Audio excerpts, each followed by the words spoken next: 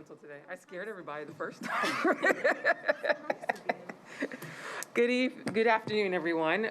We're going to start with our budget and finance meeting and go over where we are in the budget process. I'd like to open this first, starting to thank Mayor Cooper. At the State of Metro address, he gave us an historic investment of $91 million, more than he did last year. And so we're very grateful for that allocation and for him to continue to make education a priority for his administration and for the city of Nashville. So just thank Mayor Cooper and his administration for continuing to invest in us. And as we continue through the budget process, we will continue through the steps and continue to work closely with the mayor's office, but also with the Metro Council.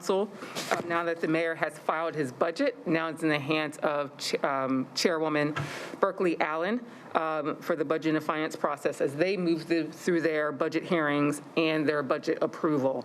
And so as we're going through, we're starting to put a framework on our budget and look at where we want to put our expenditures and then move into the hearing process. And then as we move on to the next couple of meetings, we will put more details to our budget. But as we've continued in the past, we want to be very transparent and very forthcoming about our budget, our priorities, and where we're allocating our money.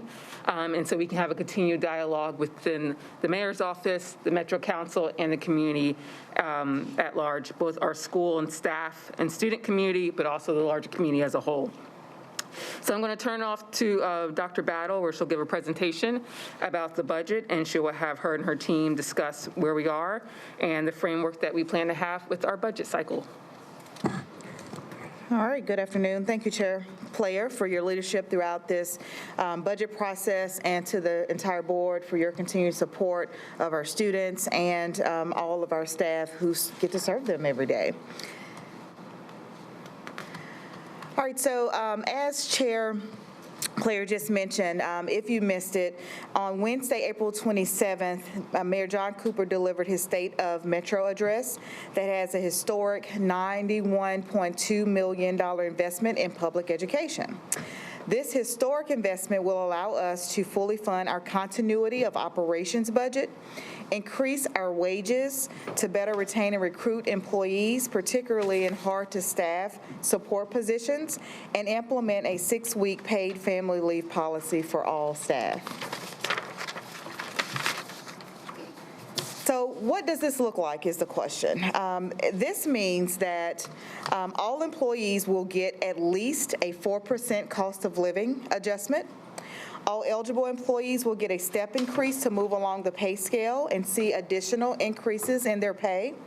And all employees will be eligible for paid family leave to take care of newborn children or sick family members without having to exhaust their sick time. And again, that is relevant to all employees who are eligible both on the certificated and the support side of things.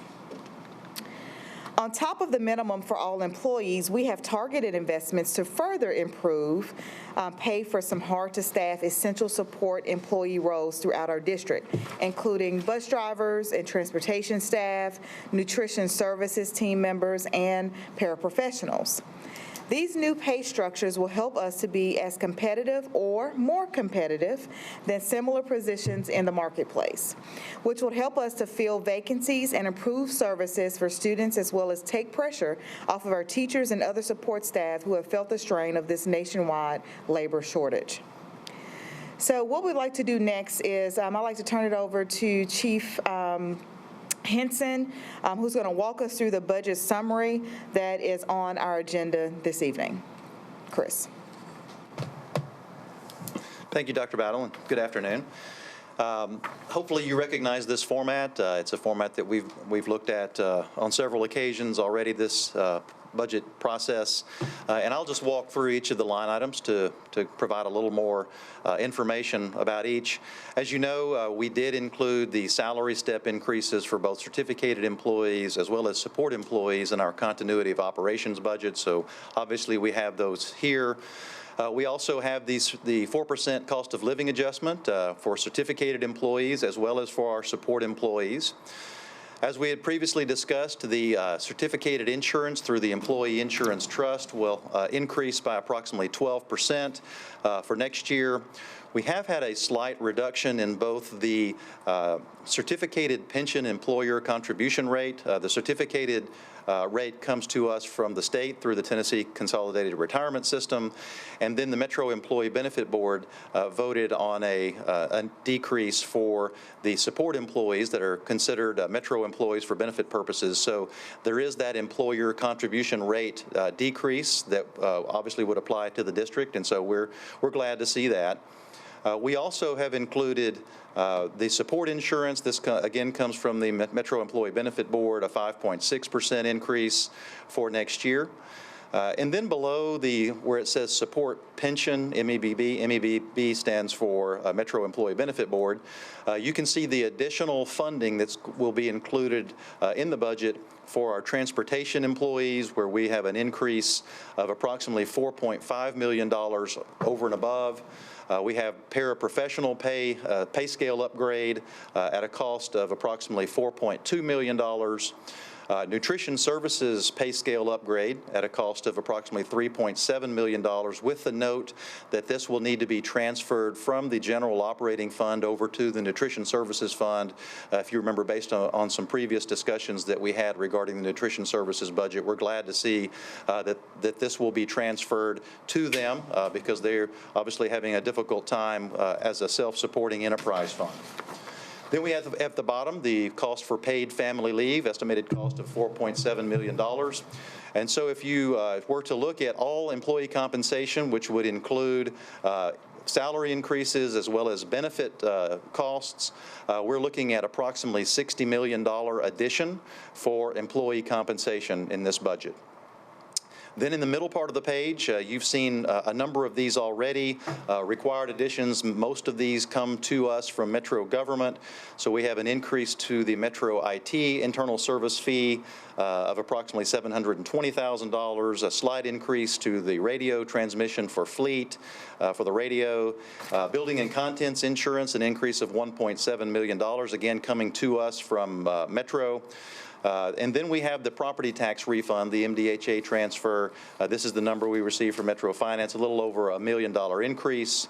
And then, as we have previously, inflationary increases and other required expenditures of approximately $4.2 million. This includes 6.5 positions that we want to continue that have either previously been funded by a grant where the grant is ending, or it's a new grant where the grant funds a partial position and we fund the remaining of that position. And so we do have a listing of those positions if you would like. Many of these, again, are partial type positions. Our charter school transfer estimate increase of $18 million, as we've already discussed, mainly due to changes in our state and local revenue on the positive side, a positive change to our state and local revenue, which gets us down to a number of $1.1 billion on this particular page. And then on the next page, you can see what we've done here is for the difference, the remaining amount that was included in the mayor's recommended funding amount after the continuity of operations and after all employee compensation was allocated, we're proposing that go toward textbooks as a potential non-recurring expenditure. We do have some continuing questions about our state funding for next year, and so what we're trying to do here is to put it into a non-recurring area, knowing that at some point in the not too distant future, we're going to need to replenish our textbook account. If you remember, we had zeroed out the textbook account this past year, funding textbook purchases with federal ESSER funds. And so we had removed the textbook budget from the operating budget previously. The budget ordinance projection of an additional $91.2 million that you can see at the bottom there was based on flat BEP growth. We did, as you know, we did receive new BEP estimates at the end of April that are lower than the current year BEP allocation and lower than the BEP projections that were provided by the Tennessee Department of Education back in late March. And so This would be our budget summary proposal. We will have all of the budget documents to you for the next meeting. There was just not enough time to, since every single salary line item will be affected by these pay increases, we want to be sure to get those correct in the 26-page line item budget, for instance. And so we will have those documents to you for the next meeting, but we did want to go ahead and provide the summary since we knew where the vast majority of this additional funding would go. But we'll have those to you for the next meeting. All right, thank you, Chris. I also wanted to take an opportunity to kind of summarize additional investments that are being made. And we were talking heavily about the operational budget today, but there are additional initiatives that are still being invested in and that are priorities of the board. And so here are some of the areas we have leveraged through ESSER 1, 2, and 3. This is not a complete picture, but some of the high-level investment strategies that have been employed. Note that the totals include the money that we are spiraling directly to MNPS schools, as well as those where we're required to send to charter schools. Of course, you can find out more information on our website through our URL at the bottom of the page that gives a more detailed explanation of those. But as we look at these categories and the priorities of this board, lots of those strategies are represented in funds that we're leveraging through ESSER. Of note, we were recognized as a Best for All district by the state of Tennessee for our commitment to prioritizing the acceleration of academic learning progress among our students, which means that we're spending over 50% of those funds on programs designed to do just that. And I'm very proud that here at MNPS, our percentage is much higher than 50% of those targeted investments leveraging our ESSER funds. And I just wanted to note that because the number one priority of this board was employee compensation, which is where our new investment dollars are going, but we're going to keep accelerating in other spaces as well, being very strategic and smart about our ESSER funds as we're moving forward. And then it's important for me to remind us that, again, here is our budget adoption timeline. The board is voting on a budget summary tonight, followed by a budget book at the May 24th meeting. And then Metro Council will consider our budget proposal before adopting the full Metro government budget. Then if there are any changes to the budget from the council, it'll come back for further board consideration and adoption before enacted on July 1. But as you can see, with the priority in the budget document around continuity of operations, which is critically important for us to maintain our current level of services into next school year, and then compensation, every employee is being touched. So a few examples of the significance of the board's priority and this investment is that as we're working through finalizing all the details, teachers who were on a grade 12 last year will get approximately a $3,400 raise with the 4% and the step increase. Bus drivers at step 12 will get more than a $12,000 raise, which is a range between $28,000 to $41,000 annually. Our paras at a step 12 will get almost a $7,000 raise with these investments. So significant investments for our employees, and a nutrition worker at step 12 will get more than a $4,000 raise. Again, and I just wanted to echo that, just the significance of this investment and the priority of the board, and just a good moment to be able to realize what this board set out to do several years ago and in the order in which you laid that out. So I'll end there, Chair Player, and I will turn it back over to you. I just want to make a few comments before we open up the questions. Just thank Dr. Battle and her team for continuing to put together a focus budget and a focus directives of way we fund education and being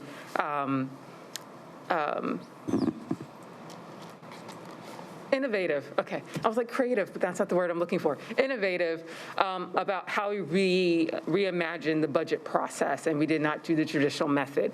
And that having our aspirational budget, be able to have, as a board, be able to work together on what is our priorities and continue that year after year, that there's a continuum going on, that we were able to really hone in and focus to what we really can do and what we really want to do.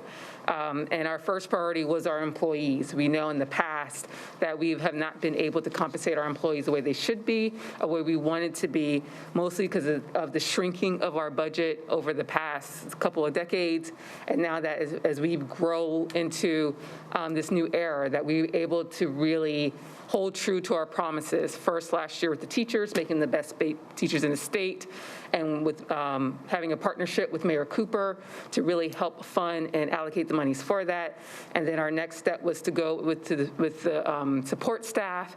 And this year we were able to hold true to that and really get significant investment with that. With this budget, even though we have made significant investments and we have received record historic investments from the mayor, also want to be mindful of there's not a lot of wiggle room, just because we've been doing very tight conservative budgets for year after year. And as we grow and as we truly fund our priorities, it has, we make sure we give full investment into what our number one priority is. And so as we move forward, we want to continue with that, but make sure in the past couple of years, particularly during this time, this economic environment, going through COVID, going through the tough times that we have, we really want to show our staff that we really do appreciate their work in these unprecedented times, in these very unusual times. It has not been easy, but understand that we really did see them, we really do hear them, and that we really did make a concerted effort and fulfill that effort to making sure that they have become priority and make record investments that we haven't done in the past, and that we want to hold true to that. And so I think that's important as we move on. We have a desire to do more and better things, but we only can do it with the allocations that we have. And so we will continue to work with the mayor's office, continue with Metro Finance, and also continue to work with the Metro Council to continue to have these conversations.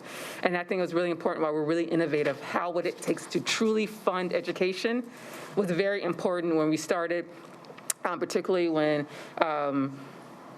board member Rachel Ann did last year a very good job of having those open public communications and really establishing that relationship that really did change the tone and the relationship with the Metro School Board and Metro Council.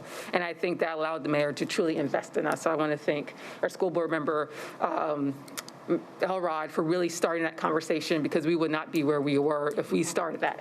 Okay, Rachel Ann. I'm trying to be professional on the board floor. So I just really want to thank that, because my time in Metro government, observing Metro government for over a decade, this has been unusual and unprecedented. And I really just want to thank the leadership of the staff, of Chris and Hank and Sean and Carrie and Maura. I know it's, and Melissa. I know it has not been easy doing the governing, particularly the devil's in the details. That is not easy. They make a lot of tough decisions and really hold true to priorities and morals. So I just really want to say that I've been in your shoes and I know what you go through. And until my hat goes off to you, and I really want to thank you for your service as we go through this process together. I will open up for comments and questions to the rest of my board. Oh, I also just wanted to remind the board, you have this one-pager that's also in front of you that captures, it's lots of moving pieces, but good ones, that we wanted to make sure were at the forefront of any conversations or clarity around what this compensation investment looks like for our staff. So yes, just wanted to call that out. And then also just for processing purpose, so what we have is a summary of expenditures, and we want to approve that so we can be transparent to Metro Council, the mayor's office, Metro Finance, and more importantly, the community of where we plan to expend our monies. And as we go through and the Metro Council goes through their allocation, we will fill this out more in detail and pass a more complete and official budget in upcoming meetings. So I want to do that. So right now, we're just being really transparent of what the expenditure looks like and what they're going and how we're allocating the funds from the mayor's Metro, State of Metro address. Ms. Tyler, Abigail. Yeah, so I have a question. I noticed one of the proposed changes was for textbooks as a potential non-recurring expenditure. I just wanted to ask about that, because I know that with the ESSER funds, we spent about $7 million, if I'm remembering properly, on the new math textbook adoption that we're supposed to be having coming up, and also on the Wit and Wisdom materials. So I'm just wondering, what are the textbooks that we're going to be using this $5 million to procure? Chris, you can go ahead and approach the podium, but what I'll share is, so the numeracy is our next largest adoption, which is next year. But we always have to also replenish other textbooks along the way. The consumables and things of that nature are also required on a yearly basis as well. If we recall back to our aspirational budget, this is also part of those continuity of the federally funded investments. We do need to start planning early to replenish those funds so that we can continue on our normal cycle. In fact, we're trying to be even more proactive about purchasing textbooks, so that's just not happening in August when it's almost too late to be getting textbooks into the hands of our students. So we're trying to be proactive around replenishing that budget, given the investments we have in our ESSER funds, which the next big cycle is numeracy. But Chris, if you want to add anything else to that, please do. Sure, and as Dr. Battles indicated, what we would like to do would be able to try to get a head start on something that would occur into the future. The consumables are always going to be there, and then we could potentially redirect some ESSER funding that has been allocated for that purpose. If we have this in the budget, use that ESSER funding for something else. So there's several different scenarios or options available to us, but we felt like that was something that was looming in the future, that we would have an operating budget with a textbook account with nothing in it, or it would not be nearly sufficient. And so this is just an opportunity to try to get ahead as much as we can with purchasing as much of the instructional materials that our students need. And so I was just figured some people would have questions about that.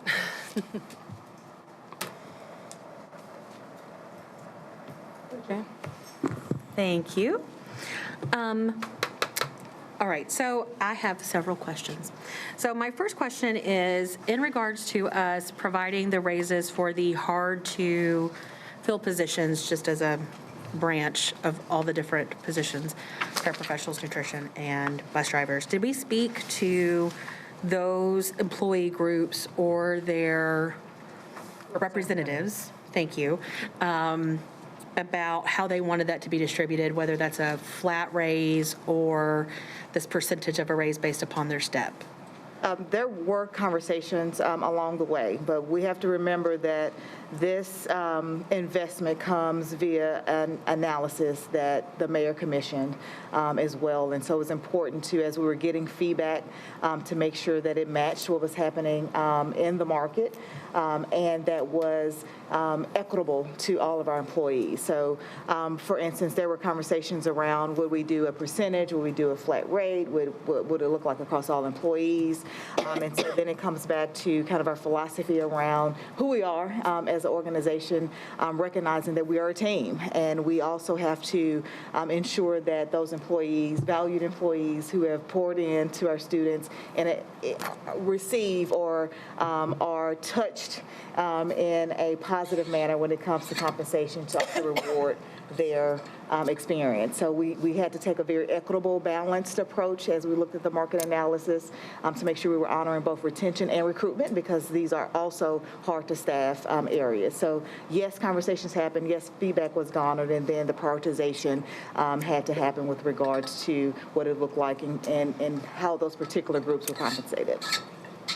Because my understanding is some groups wanted it to be a flat amount. And part of that concern was that there would be a confusion of like how this money is distributed. Obviously, people will understand that there's money distributed when they receive their paychecks.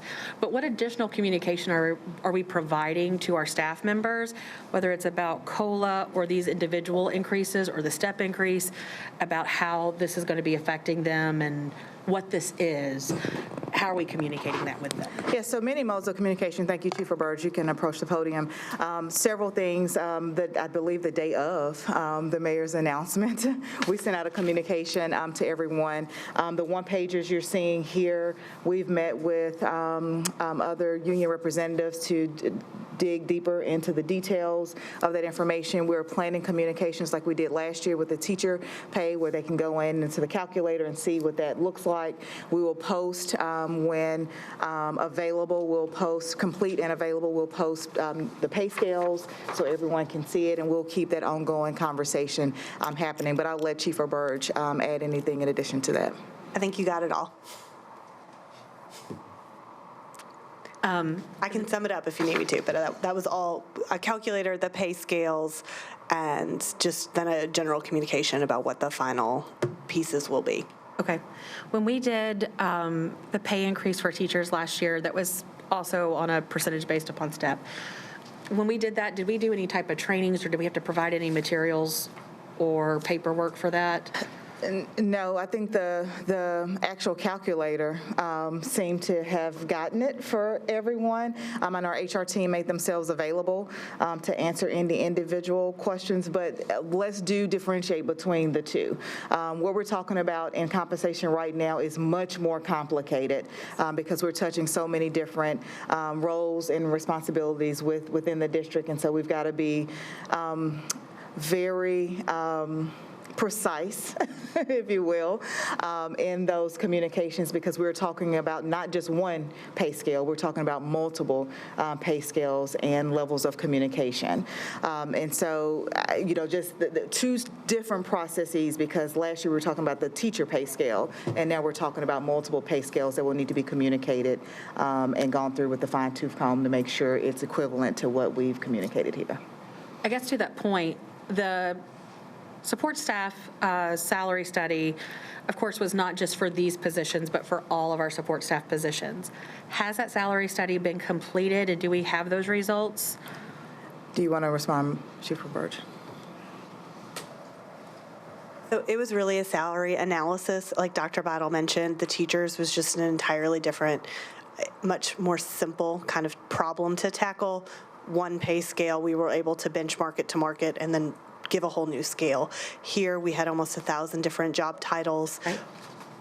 600 of them which are unique. So I don't know that I would ever say that our analysis of support pay has stopped. It's going to continue to be ongoing. This is the initial set of recommendations and the kind of highest impact pieces that we could start with.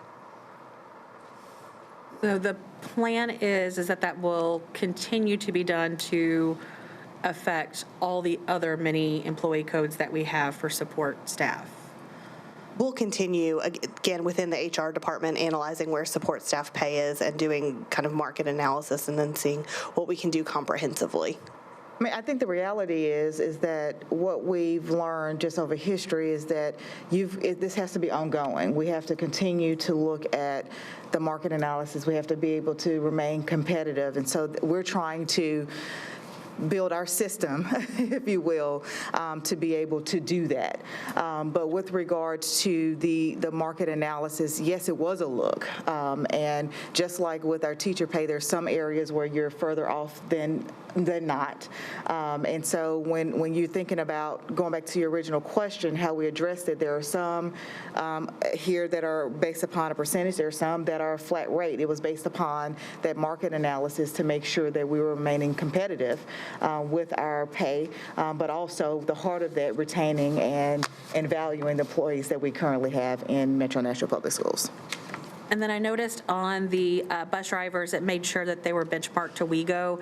I just want to make sure, because I know that was an ongoing, many times conversation, of that all these positions and all these increases were benchmarked to Metro as well. So there's not someone gets paid more because they work at Metro versus MNPS.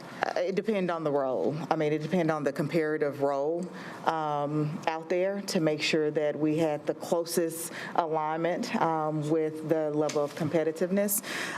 So I can't say that every role was measured against a Metro government role, but it might have been a like role in other districts or out in the industry, if you want to add to that, Chief.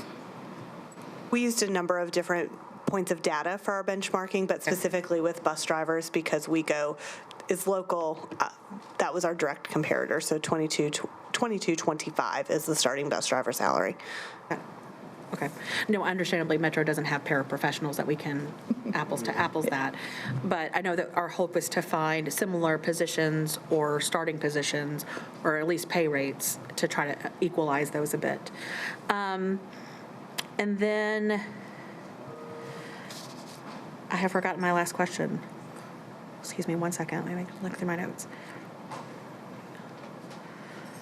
All right, I'm of course excited that we're doing the bus driver increase, and of course paraprofessionals, obviously, and nutrition services. I understand that we've had an incredibly difficult time finding bus drivers. I know, I follow our Twitter account. I know that we have several upcoming bus driver enrollments and employee events. I hope that this is beneficial. Can we continue to get information about what's the response to this, and if we see an increase in fill rates or anything along those lines? Absolutely. Thank you. Ms. Masters? So I'm still a little confused about where exactly these numbers came from, just because I know we were told when we voted on this budget proposal that we would know based on the NPEF pay study what this was going to look like. But I think now what I'm hearing from Ms. Roberge is that our own HR department has done a salary analysis. I mean, I guess I'm just wondering. That's actually not what we're saying. Okay. Chief Roberge, if you can come back up. I think What I really want to know is has the fabled NPEF salary study been complete? If so, where are the results of that, and how has that played into this adjustment?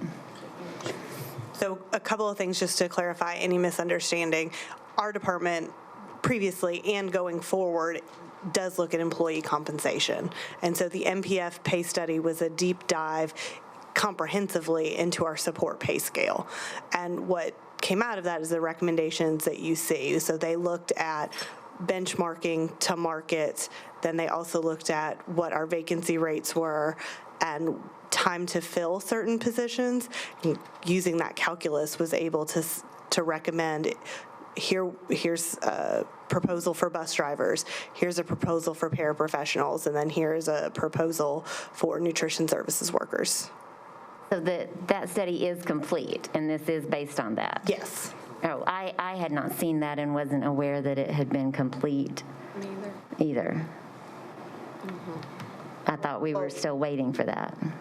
So let's go back, because the information that we're responding to is the information that we all heard on April 27th when the mayor did his state of Metro.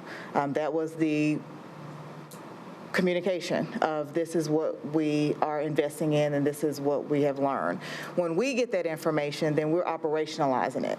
So this is what we've learned from the study. Here are the investment dollars that match that. So when you heard Ms. Chief Roberge saying I and we, she's talking about now that we have these numbers and this information, this is how we apply it to our pay scales and to our policies here in the district. And so when you're asking about the pay study was commissioned by the mayor's office in conjunction with MPF and USHCA, they're a national education compensation group. And so what you're seeing as a result here is what was recommended based upon that study. So you're saying the mayor's recommendations were based on that study? That's correct. The recommendations he made at the state of Metro? That's correct. I did not have clarity around that at that time.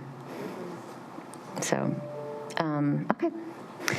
I'd just like to say, I think pay studies are great and all moving forward, but I'd really like to see us enter into a more sort of collaborative, collective process with unions where they do have a more sort of meaningful seat at the table along the way. And I think that could be just as instructional, if not more so, than these pay studies. So that is my 2 cents worth on that.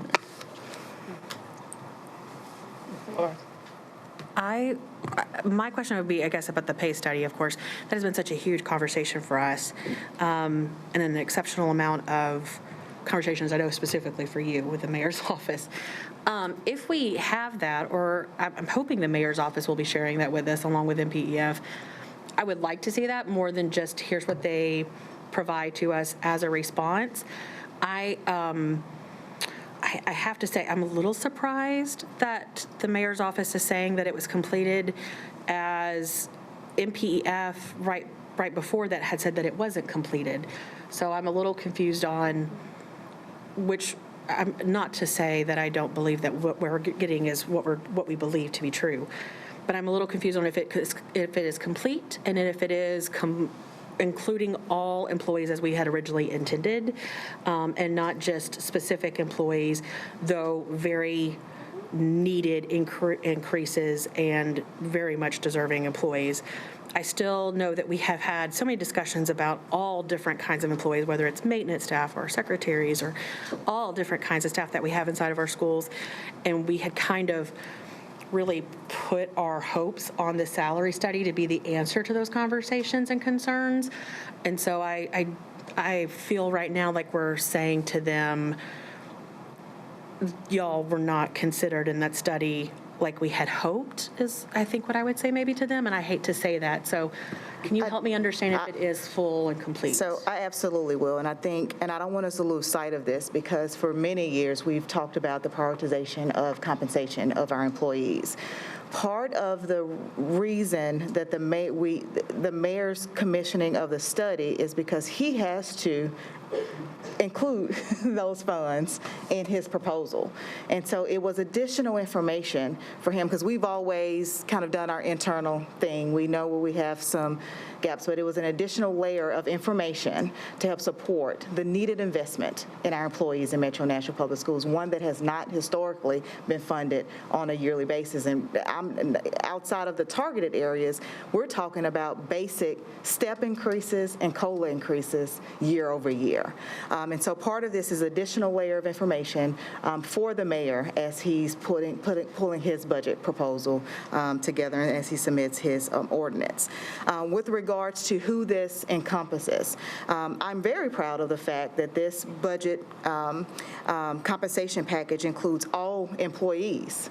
Right, we're talking about, again, a 4% COLA for all MNPS support and certificated staff. We're talking about step increases for all eligible MNPS support and certificated staff. We're talking about paid leave for all eligible MNPS support and certificated staff, and then some targeted supports based upon the results of the market analysis. So again, all of our paraprofessionals moving up 2 grades to grade 8 as a result of the study and some of the discrepancies seen in those hard-to-fill areas. This is in addition to the 4% COLA and STEP. Nutrition services positions get, as you mentioned, a $2 flat per rate hour increase in addition to the 4% COLA and STEP. And all of our bus drivers being placed on a new scale in alignment to WEGO, starting at $22.25 per hour. That's in addition to a STEP, with all other transportation positions getting at least a $2 per hour increase in addition to the 4% COLA and STEP.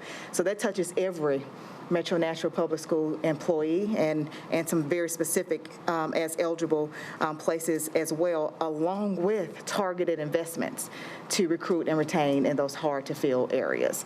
And so when you think about a market analysis in that, it addressed ongoing issues, but also deepening our investment in areas where we know that we've not been able to fill those vacancies and relieve some of the additional pressures and stress on other staff members across the district. And so I think I would push back a little bit on believing that it was going to touch so many other areas, because it does touch every employee in MNPS. No, I mean, I absolutely recognize that it's an additional COLA and STEP, and I'm glad that it is. I mean, we should provide step increases no matter what. That should be just our best practice, as it is basically our contract with our employees. Though that has not been held up, and it is something that we should absolutely prioritize. So I am glad that those are included.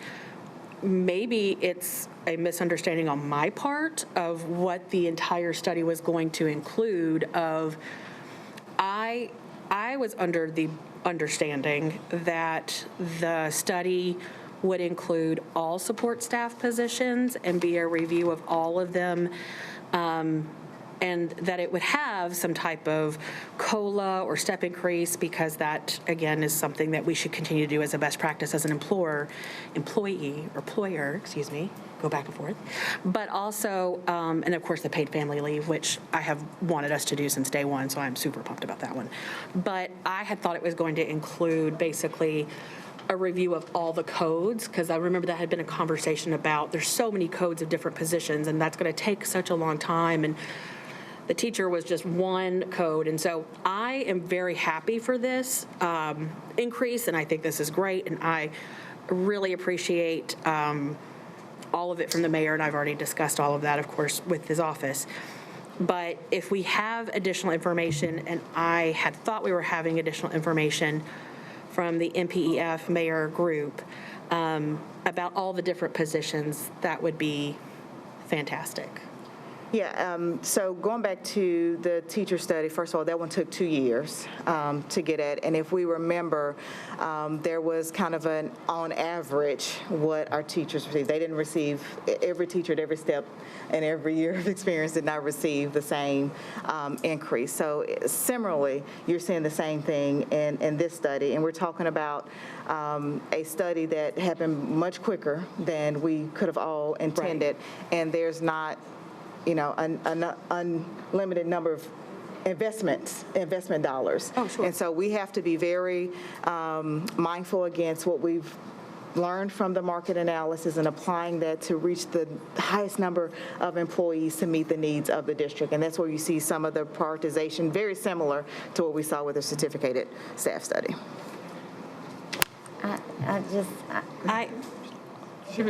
Yes. Okay. So one, I wanted to just, as I look over this, and we do look at a lot of the things that our staff are getting, and we have come a long way. I was going to ask a question about the transportation staff when I think about the bus monitors. I remember I made the comment, and yeah, I'll just say stepchildren, but it looks like they'll be getting an increase as well. And then as I listened to Rachel Elrod, first I wanted to say, is it possible that we see the pay study ourselves as well? Is that a possibility? I don't see that being an issue. Melissa, do you want to? That'd be great.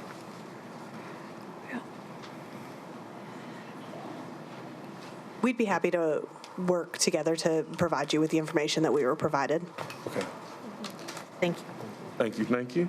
And then, I mean, this may be a pipe dream, but I just have to ask, as, you guys, we have worked really hard on this budget. It is definitely going in the right direction. It's definitely benefiting the staff. But would there be a possibility to take it flat rate across the board, or are we just, that's not a possibility?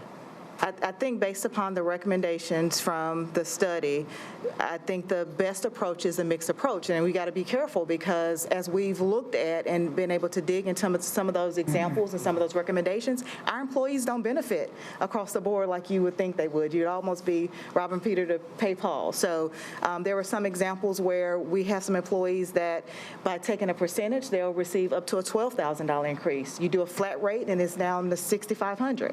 So is that, we're trying to look at it for the highest compensation, the value for our employees in the most equitable way across the board. And so we've applied some of those, just examples, just because we wanted to know, like, what does it look like? And what we have here are some of the best strategies to make sure we have the highest compensation increases for employees across the board, particularly for those who've invested in Metro Nashville Public Schools and served our students for a number of years. So there are trade-offs, I guess I would highlight. Okay, that's it for me. Okay. Abigail? Yes, so the concern of the percentage has always been that it would disproportionately hurt our lowest earning people.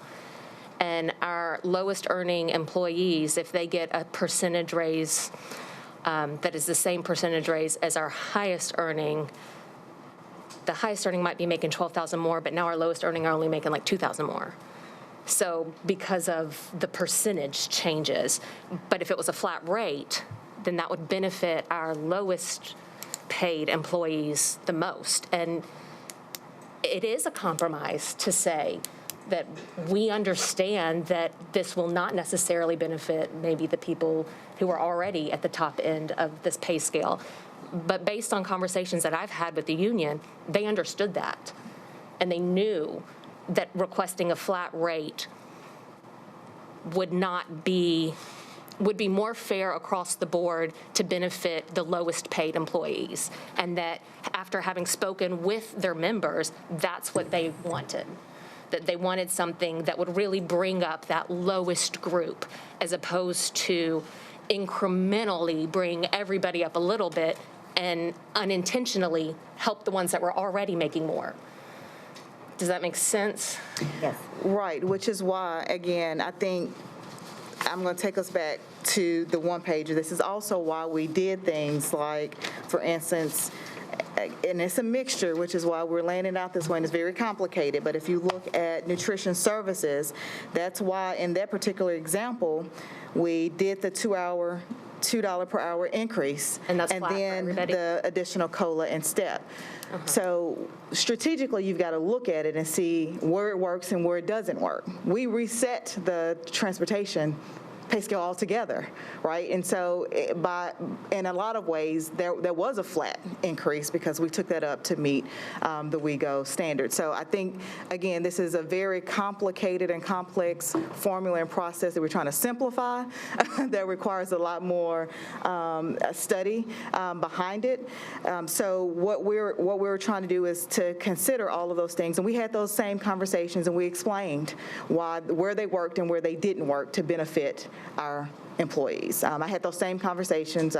We did our bus ride-alongs. We've met with our union representatives. We've had those same conversations around what is it that we want to see. And it is important that we try to touch as many of our team members as possible, but also we have to be mindful about the mixture that's needed and the flat raises so we don't cause other compression and other issues, coupled with some of the COLA increases that you see across the board. So that's just one example. Again, nutrition services, positions get a $2 per hour increase. And then, in addition to that, a 4% COLA and a STEP. So what we're talking about is what's represented here. It just looks different depending on the role and the responsibility given the market analysis of what those dollar increases and percentages look like. Well, I guess my response to that would be that 4% COLA and the STEP, that to me would not be considered part of the raise itself as so much as it is a literal cost of living adjustment. That's what COLA stands for. So that 4% COLA, which is not even the 5.6 is recommended, but that 4% is what we can afford, and so that's what we're going to do. And I'm behind that 100%. But that's just to keep them able to keep up with the cost of living and the way that it's been really inflated to the point that it is now. So to me, that's not part of a raise. That's just part of being able to continue to live here, period. Being able to continue to have your job. So that's not part of the raise. And the STEP is something that we've promised them. They already count on that. That is also not part of the raise. That's what they're already counting on. So what are we doing beyond that is where we're making the raises. And so what I want us to see is we've made promises of this is what we want to do to help our lowest paid employees to be able to continue to live in the city where they teach and they work so that they don't have to take on an extra job or two, so that they can actually have the ability to have a life that is not all about work, but that it is about living. And that may look like a flat rate to begin with, where the highest earners are not necessarily getting pushed up as high because they're already meeting that standard of living right now. But our lowest ones, those are the ones that we've been laser focused on. And it was my understanding that those are the ones that we were going to try to raise. And I'm extremely pleased to see what we've done with our transportation. I think that is across the board a whole raise all the way up, matching them to the WEGO. I'm very, very pleased with that. I'm concerned to see with what's going on with our paraprofessionals. So I think, so we have started the standardization of the COLA and the STEPs. I think that's something that we have been consistent on since Dr. Battle's administration to continue to fund that, because in the past, that wasn't standardized. It was often skipped, Yes. or someone would get a COLA, another classification wouldn't. That would vary. So the first thing we really want to do is standardize that. The second part is when we're moving all paraprofessional up 2 grades, in addition to the STEP, in addition to the COLA, that is where the raises really begin. And then with nutritional services adding the $2 per hour on top of the STEP, on top of the COLA, that's where the heart of the raises are really coming. But as we standardize the compensation of the COLA and the STEP, And then we're adding on top of that, the steps, the automatic 2 grades increase on top of that. So you're basically with that informally resetting a scale. And then on top of that, you're still doing the $2 increase, but also, and then changing the other part. So as we do this as a focus, I think, yes, I agree. It should be the standardization. The benefit board did recommend 5% for everyone, but Metro employees are not getting 5% either. Yes. So, to be fair, ideally, we will prefer the mayor to uphold the Metro benefit board's decision, absolutely. But he has to focus the allocation, and it's his prerogative to do a 4% for all employees and do that. I'm not And so- arguing about the 4%. I'm Yes. just saying, I think that as we are baking that into the way we do things from now on, it should not be considered a raise. It should be considered part of the way you're I don't think we're all considering it a raise. I think that's part of the whole compensation. There's a standardization of compensation, and then there's the raise. And the raise comes in when you're moving people up 2 grades. That's a raise. dollars.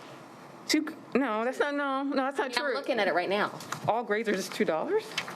For the support employees, Okay. per hour, yes. 6 to 8 is, yeah. So, but I mean, even per hour, looking at it, if they're 7.5 hours, 5 days a week, 10 months, that's only, $2,100 a year. Okay, so, I mean, the hard part about this is, this is the difficult part of when we are, as a board, do not have taxing authority, unlike our majority counterparts and across the school board. We're only one of 5 states that do not control our allocation authority by being able to tax and have our own dedicated revenue. This is the conundrum of having a metro government, that we cannot force the mayor to give us what we want to give the raises that we truly desire. When we get the money, it's ours to spend. Correct. We determine how to spend it. Correct. We understand that. I'm not denying that. But working together in that, we also have to be mindful of how we work in partnership with the mayor's office, because that's the difficult balance. And I know politically, I mean, the mayor's given us the money that he's given us, so we're not having to work in tandem with him. We're having to take the money that he's given us and decide how we're going to spend it. So now it's on us.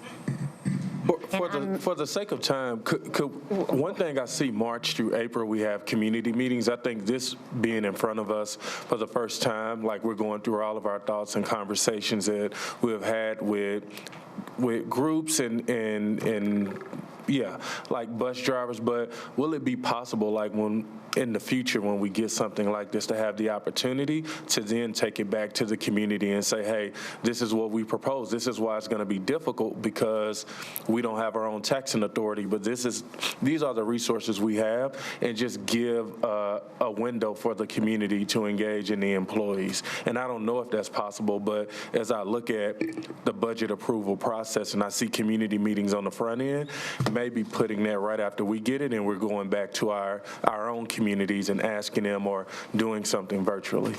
okay, gosh, we're up against time. Yep.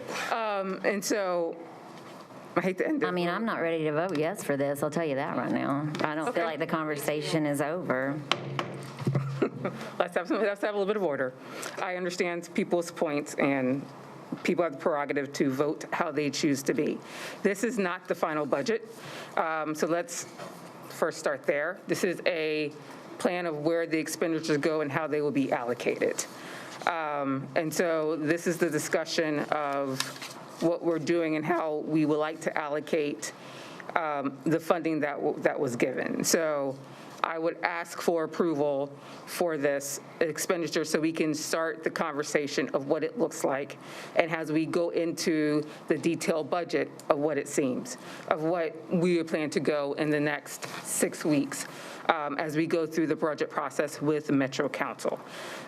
We are working with Metro Council to talk about this and other allocations, working with the state funding, working with the new allocation, and then also working on what the future will look like as we go through this process, have our budget meeting with Chair Allen and Chair Sawara as we move in. So I would like a motion to approve, or I make a motion to approve the expenditure plan for the summary of changes for the operating budget for '23. Can I just make one comment? No. Real quick, I know we're on against During the time. motion, I think we have to have a second, and then we can Okay, open okay. it back up Yeah, to that's discussion, fine. but I will limit the discussion to 2 minutes because we need to have a second Yeah. first before I ask my question.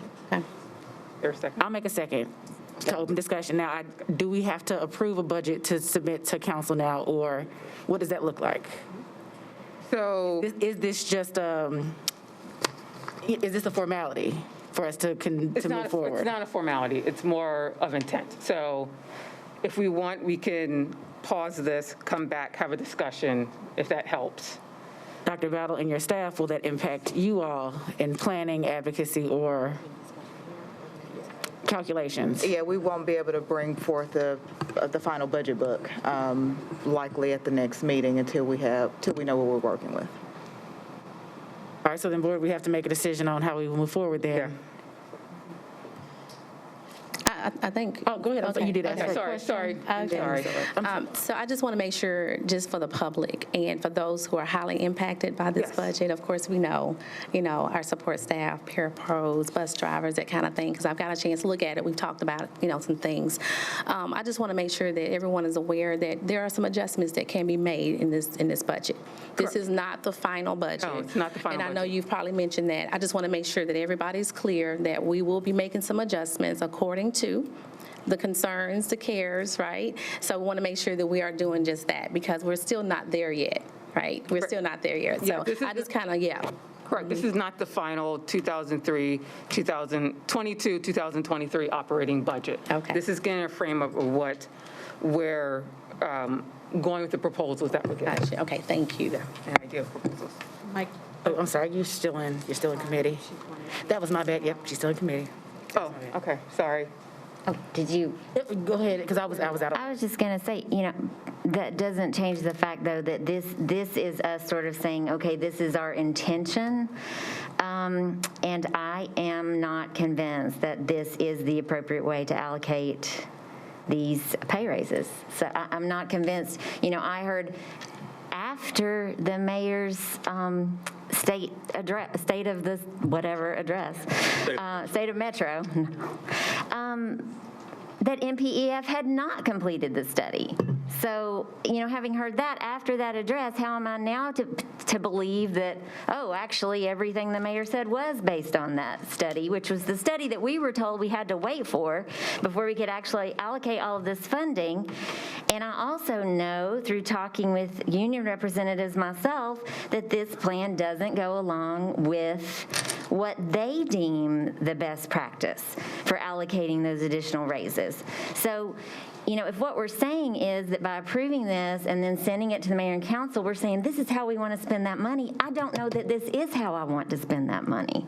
I am not convinced of that based on this and based on the information that we've been told went into this determination. And this isn't in any way, shape, or form me questioning Dr. Battle or the MNPS staff about this.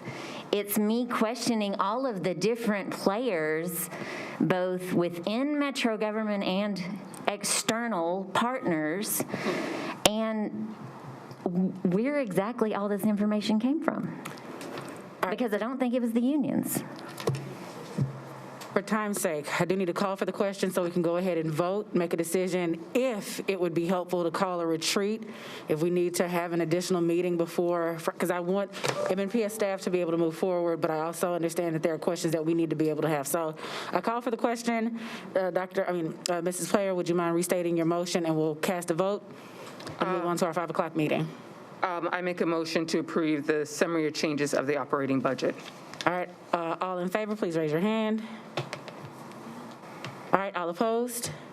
So the motion fails, which means that we don't pass this budget out, but that we can still call a retreat to have more conversations about it. If all are open to it, Mrs. Bobo, Mr. Severe, Dr. Battle, I'll work with you all so that we can schedule another time for more conversation about the budget. In between time, board members, colleagues who would have questions specifically about the budget or you would like something followed up about, please reach out to Dr. Sevier. Dr. Sevier, not to put you on the spot, but if you wouldn't mind developing a running list as they send those to you so that we can move quickly. All right, thank you, Mrs. Player. Thank you, colleagues. Thank you, Dr. Battle and staff for your work with this. We will now move into our 5 o'clock full board meeting for this, the first meeting of the month in May 2022. I still had to, just for formality's sake. All right, we have established a quorum, 2 missing. Stratford's principal, Dr. Steele, would you mind coming to the podium and leading us in the Pledge of Allegiance?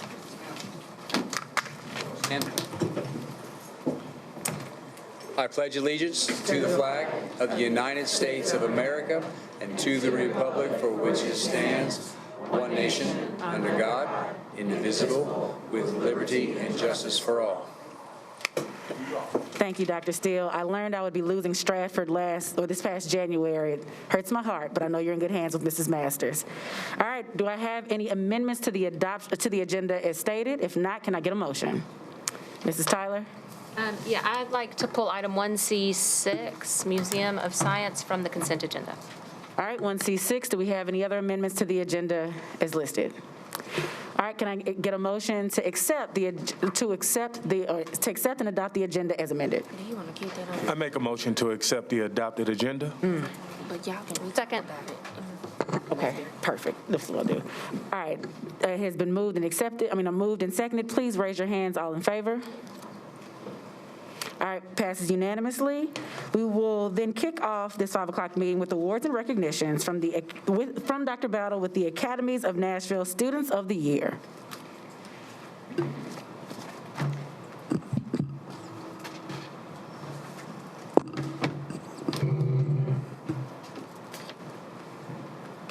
All right, thank you, Chair Buggs.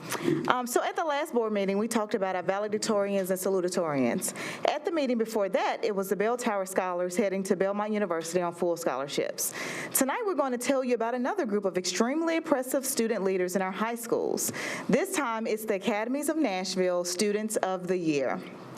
Each of these 12 students, that's one from each of our 12 zone high schools, has gone above and beyond in striving for excellence and representing our schools and the academies. They have excelled academically. They have been great ambassadors for their schools. They have served their schools and community, including on this board. Before I introduce these student leaders, I want to thank their principals, their academy coaches, their teachers, their parents, the business partners who work with the academies, and everyone else who has played a role in their lives, their high school careers, and their success.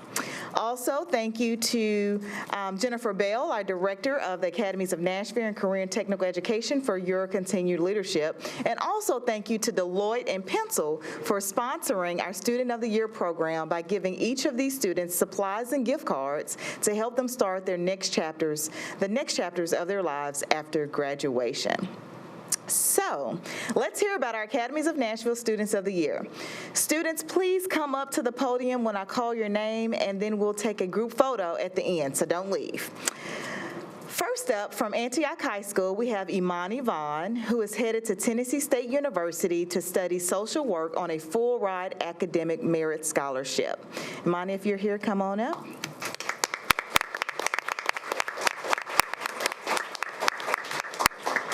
From Cane Ridge High School, we have Sarah Anderson, who plans to major in public policy and minor in art at Middle Tennessee State University.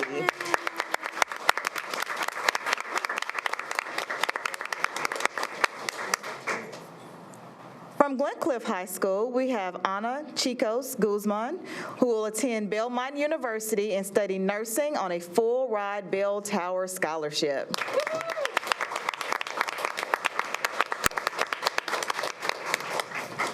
Next, from Hillsborough High School, we have Omar Garcia, who is planning to study psychology at the University of Tennessee, Chattanooga.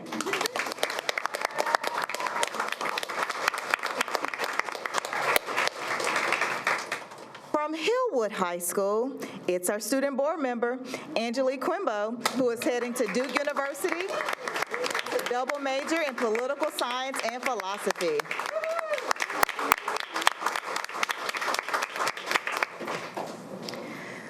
From Hunters Lane High School, we have Jalen Romine, who plans to study business at the University of Washington.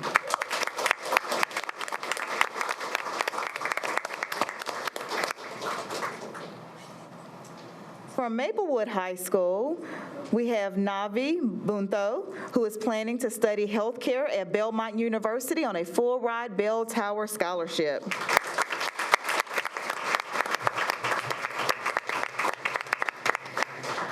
From Agavic High School, we have Luke Huddleston, a very talented metal worker who plans to earn his welding certification at the Tennessee College of Applied Technology.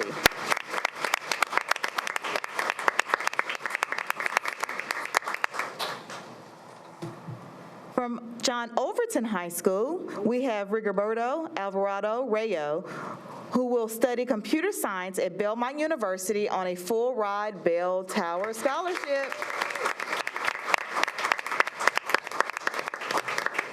From Pearl Cone High School, it's Seth Thorpe, who has received several full-ride scholarship offers, including from Belmont University and Tennessee State University.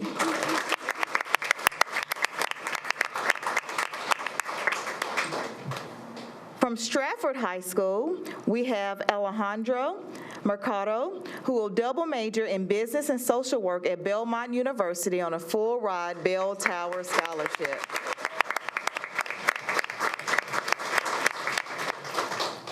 And from Whites Creek High School, we have Nzinga Jean, who is heading to Spelman College.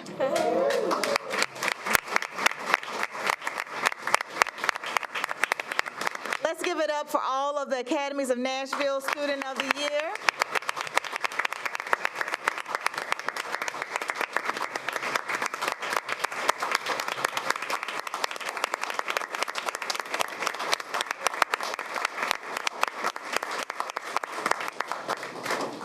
Students, we're so proud of all of you and the way you've represented your schools, your academies of Nashville, and the entire district of Metro Nashville Public Schools. And we look forward to following your accomplishments as you graduate and head off to these wonderful colleges and universities. Can I have you all come on up to the front? We want to take a quick photo with you, with your board member representatives before we send you on your way. Congratulations.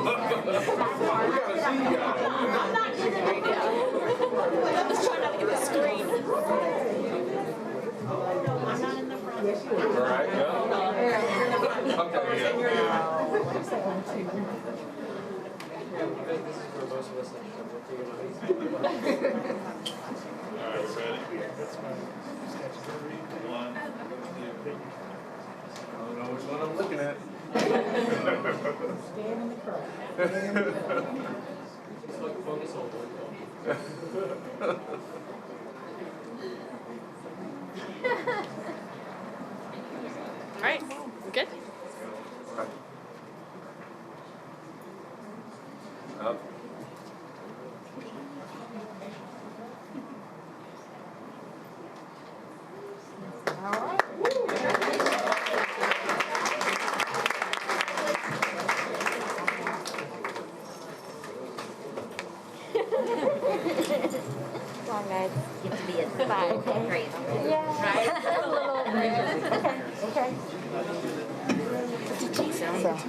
It'll be real quick.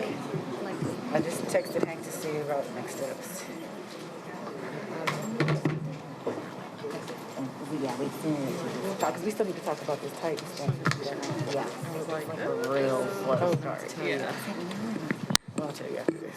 So it's not caught on the hot mic. So they may have already.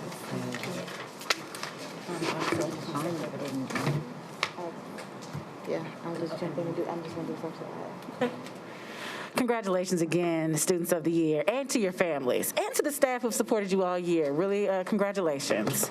I'm going to do a last call tonight. As these phenomenal young people are exiting, or some of these phenomenal young people are exiting, we will move on to an amended version of it. Director's report. Dr. Battle. Thank you, Chair Buggs. Again, I'll be very brief. The only update I have for you this evening is a COVID update. And last week we had 47 students test positive for COVID-19, along with 21 staff members throughout the district, and our CDC COVID transmission risk level remains in the low and/or green categories. So that's the update I have for us this evening. I'll turn it back over to you. Thank you, Dr. Battle. All right, we will now move on to public participation. Those of you who have signed up to speak will be allowed 3 minutes. Your 3-minute timer will be listed on the clock to your right. Once your 3 minutes is up, you will hear this sound. And we ask that you finish that sentence and feel free to submit any other statements or finish your thoughts via email. With that, we will begin with Misty Stevenson, Avril Terrell.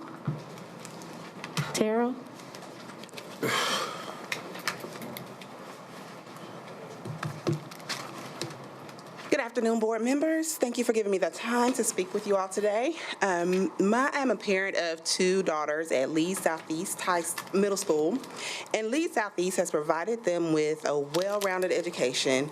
They began at Leeds in the midst of the pandemic, and through it all, the school has not missed a beat. They were very communicative about the COVID numbers and provided a smooth transition back to in-person learning.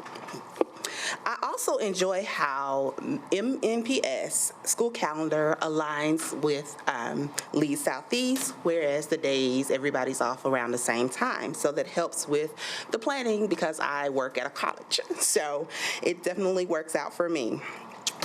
I also love the fact that our students get a chance to participate in the MNPS summer program, which my daughters had a wonderful time at last year and will participate in again this year, so we thank you for that.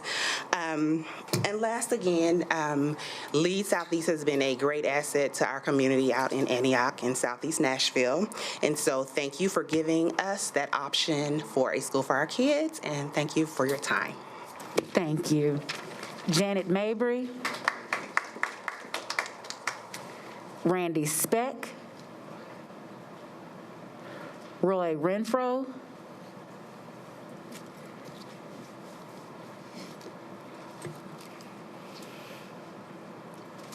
Good afternoon, everybody. I'm Roy Renfro. Most people call me Jay. I live at 5844 Pettis Road in the amazing community of Antioch, Tennessee.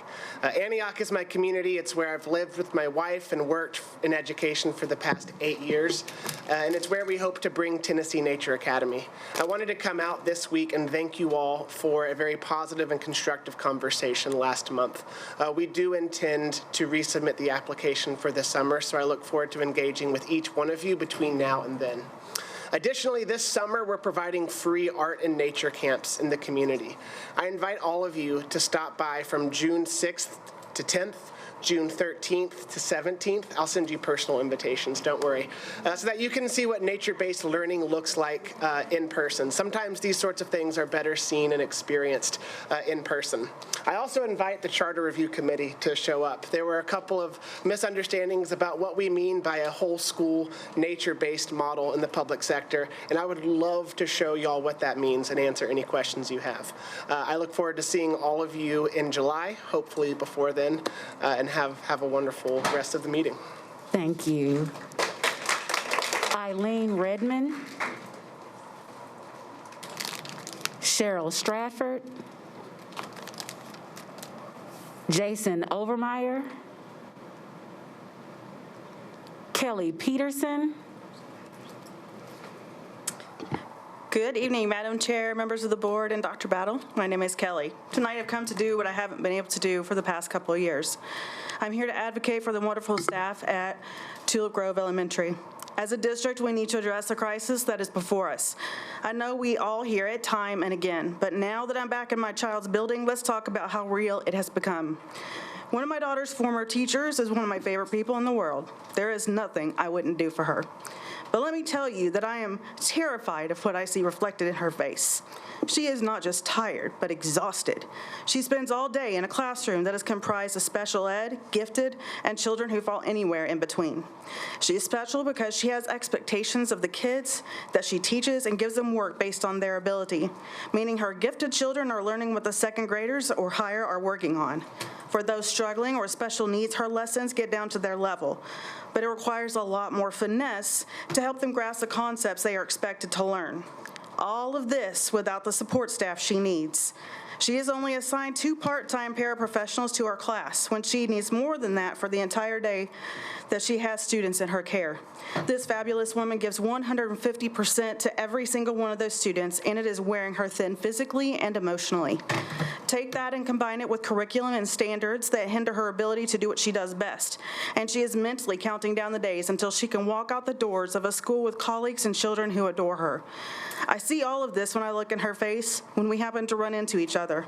Please help us address this lack of paraprofessionals who are well-trained in how to handle students that may hit, kick, spit, or lack the ability to learn without their help in their classrooms.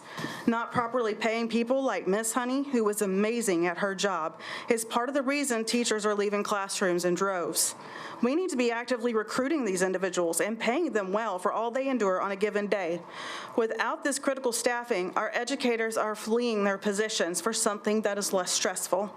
I need this amazing teacher to be there for my rising kindergartner to have in a couple years so she can do what she did for my oldest. I need her to equip her with the same math and ELA skills that she bestowed on my child. I attribute my oldest being proficient in these vital skills to that amazing first grade teacher that she had several years ago. I need her teacher to have the support she needs and given the freedom to teach so she can hopefully be there long enough to teach my 2-year-old as well. Please fully fund paraprofessionals to help avert the teaching crisis that is worsening every day. And parents, please help me in our district get the crucial funding we need to make this district the best it can be, not just for your kids or mine, but all of our kids. Thank you. Thank you.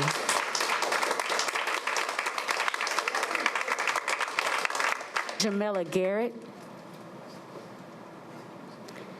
Kelly Lawrence.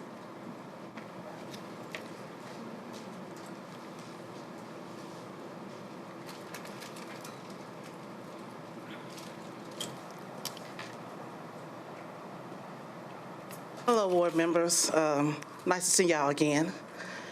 Here I go again. There are more than 2,000 essential workers working for y'all. Many of my MPS making way more wages. They're making less wages and have less than $35,000 a year. A single person with no kids with $35,000 is barely making it. Imagine a woman with 7 kids, because I have an employee that has 7 kids. You can't make it on 35. Metro government has a living wage policy for their employees. Metro MNPS should do the same thing.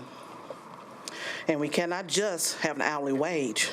Many of us work less than 8 hours, and they're only getting paid for 9 months. So that means the months we're not getting paid for nothing. So we have to balance everything out.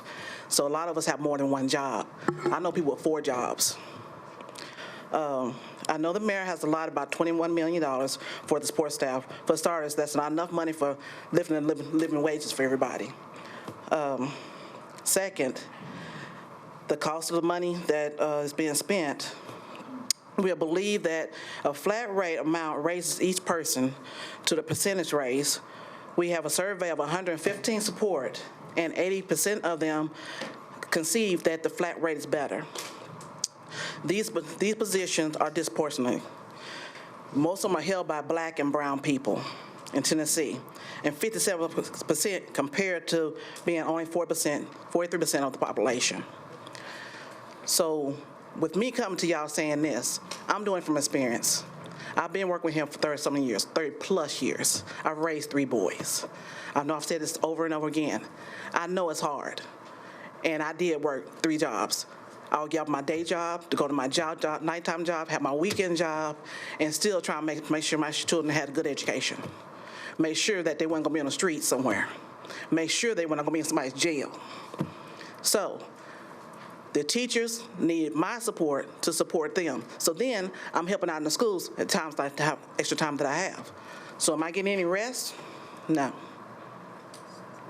So we need this raise. And I'm just not talking for me. I'm talking for the people that's come behind me, and I see it. I see it every day. And I'm sad and I'm hurt because we love these children, and my children love me. And I'm just not talking about my children I birth. I'm talking about the children in schools. I have so many children come back to me that's worked for the mayor's office. This Miss Kelly, if you hadn't taken me in your arms, I wouldn't have made it. So just like support staff, we have open house policy, okay? Thank you. Donna Clay. Donna's not here. She asked me to speak for her. My name is Honey Harris, and this is Donna's 3 minutes. I'm sorry, Miss. Did we pass that policy? I don't think we passed it, did we? Yes, it's passed. Oh, I'm sorry. So yeah, we passed the policy that if that a person has to physically be here for their time. So we can move on to you, Miss Honey. Oh, okay, because I was at a meeting before where somebody spoke for somebody else. We just passed that policy. Passed it? Yeah. Okay.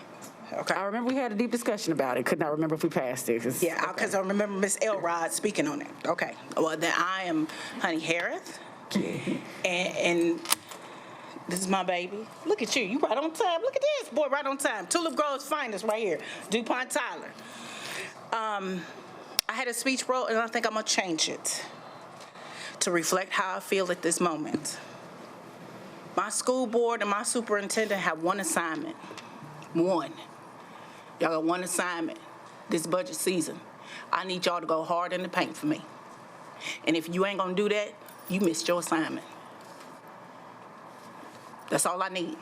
I hear allies already playing point guard. Already. Everybody sitting in this gallery, vote. This is hot election season. Understand. I have sat on the sidelines, I have cheered, I have clapped for my colleagues. I love my teachers because without my teachers, my daughter wouldn't be where she is, I wouldn't be where I am, you wouldn't be where you are, and my son wouldn't be where he is. But behind that teacher is me.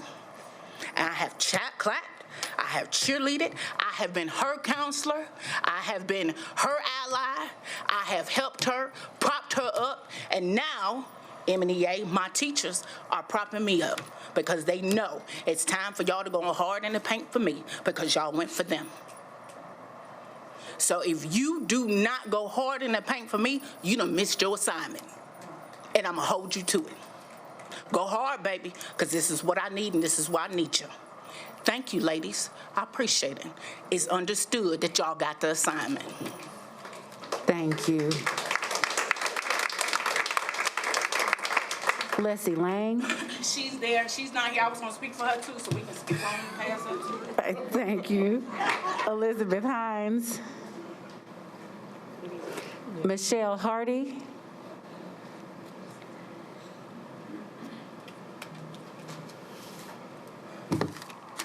Hello, everyone. My name is Michelle Hardy. I am a parapro working with 2 special needs kids, EE, or however they want to say it. They have 2 different disabilities that are nonverbal. The teachers write out the IEPs, the individual education programs, for those who don't know.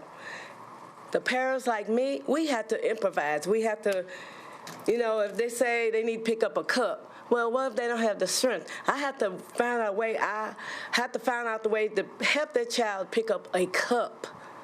So that's me, not the teacher. I'm with the students all day long, both of them. One scream all day long, the other one has a lot of sensory issues. So actually, it should be 2 people. I'm doing 2 people jobs.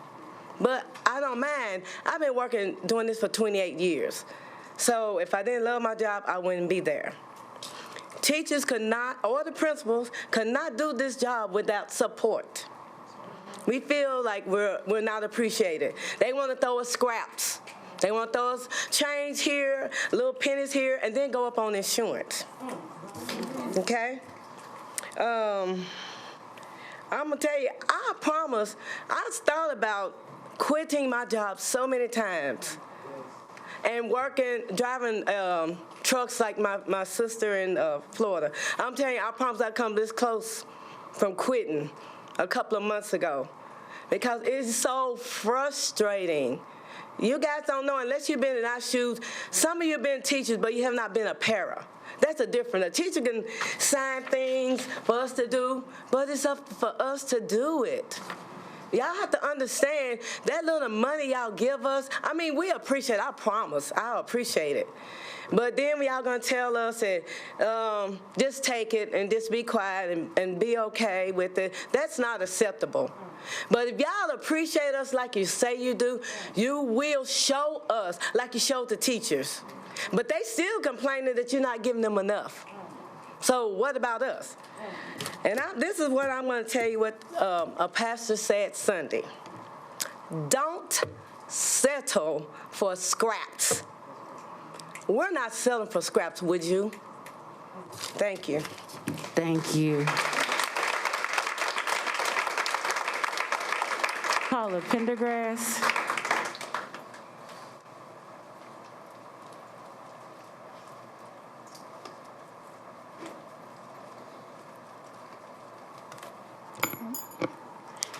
Good evening, Madam Chair, school board members, and Dr. Battle.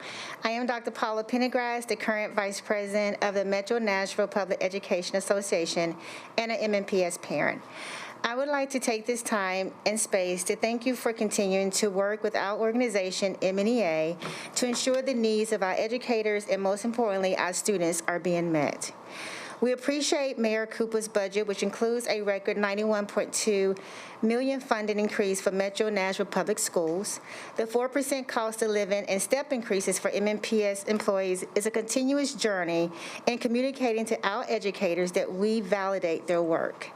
With the millions to fund pay increase for bus drivers, cafeteria workers, support staff, and paid family leave for all MNPS employees, we now need the Metro Council members to approve, and you, Madam Chair, and your school board colleagues to allocate these funds appropriately, especially for our support staff.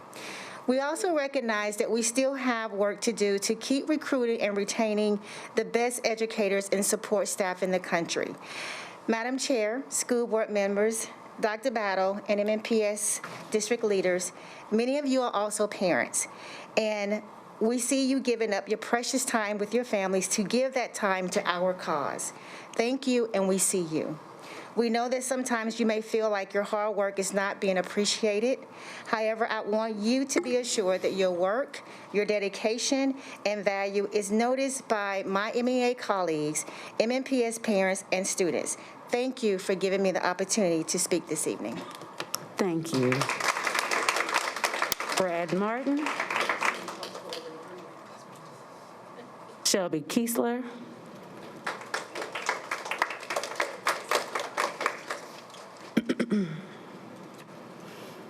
Hi, everyone. I'm Shelby Kiesler. I'm one of 15 school-based sign language interpreters in the district.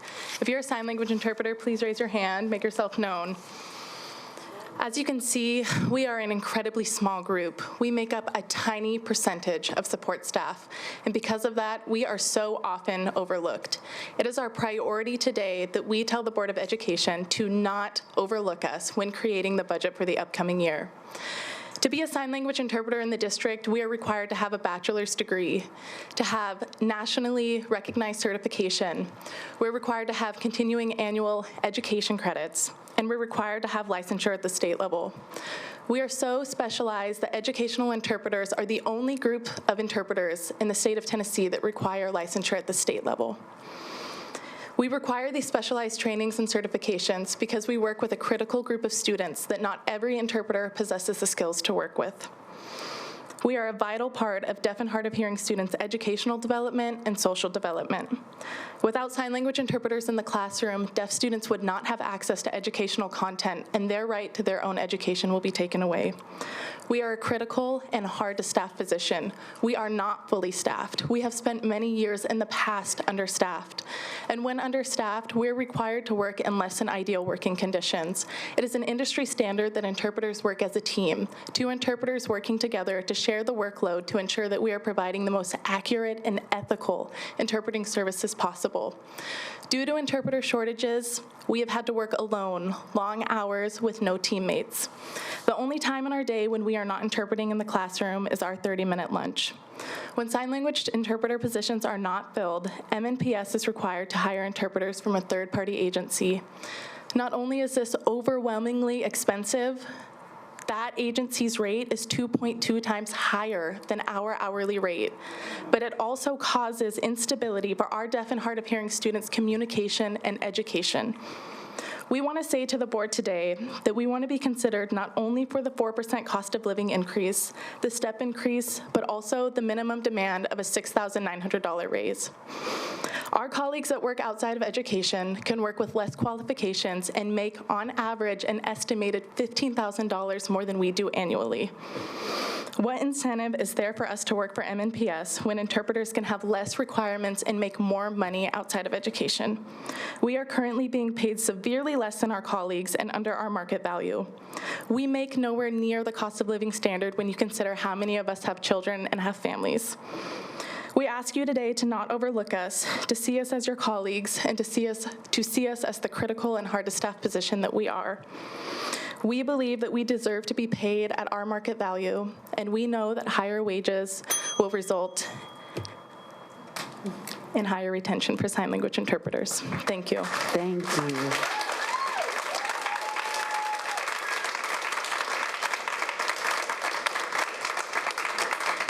Carly Brantley.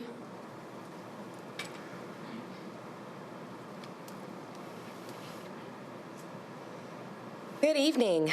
My name is Carly Brantley, and I am the choral director at H.G. Hill Middle School, and I am one of the teacher representatives for the MNEA Compensation Committee. This committee consisted of several representatives from teachers, MNEA leadership, and staff from central office and various departments. We worked for several months together to come to a unified request that all teachers and supports compensation will be directly impacting all MNPS employees. The committee recommended that step increases be included in the continuity of operations budget and that the cost of living increase be set to 4%. Both of these recommendations were heard and supported by the district.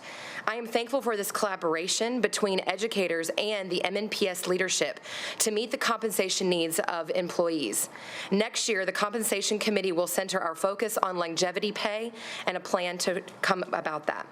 Mayor Cooper's budget also shows great confidence in MNPS teachers and the incredible work that we do every single day. I wanted to share this evening how impactful this experience has been for myself. I feel that my voice matters, that my suggestions were heard and respected. The committee shows the commitment of MNPS to uplift all teachers' voices and to continually improve compensation for all educators. The salary increases of the past few years have given me the freedom to quit my secondary job finally as an Uber driver after I did so for 5 years working in this district as a teacher. This year is the first year I will no longer have to have a second job, finally, after 13 years of teaching. I hope that that work will continue for my friends behind me. I am appreciative for this opportunity to serve on this committee, and I hope that MNPS will continue its elevation of all teachers' voices. Thank you. Thank you. Hallie Trogger.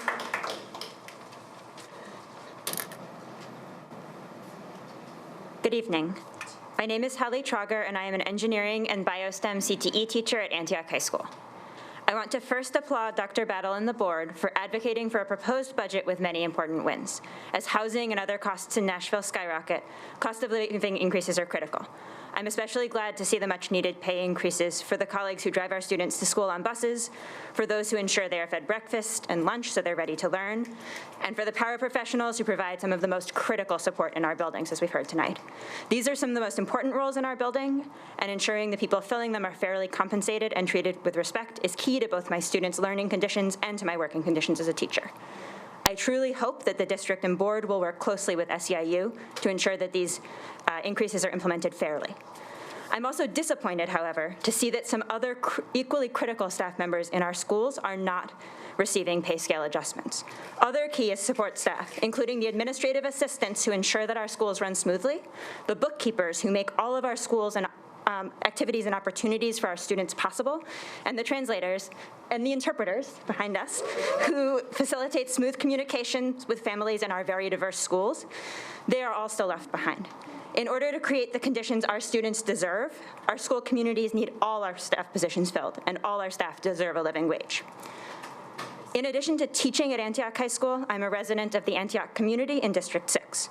Over the past few months, I've talked to many students who are sadly moving out of county because Antioch, recently one of the few relatively affordable areas of Davidson County, has become too expensive.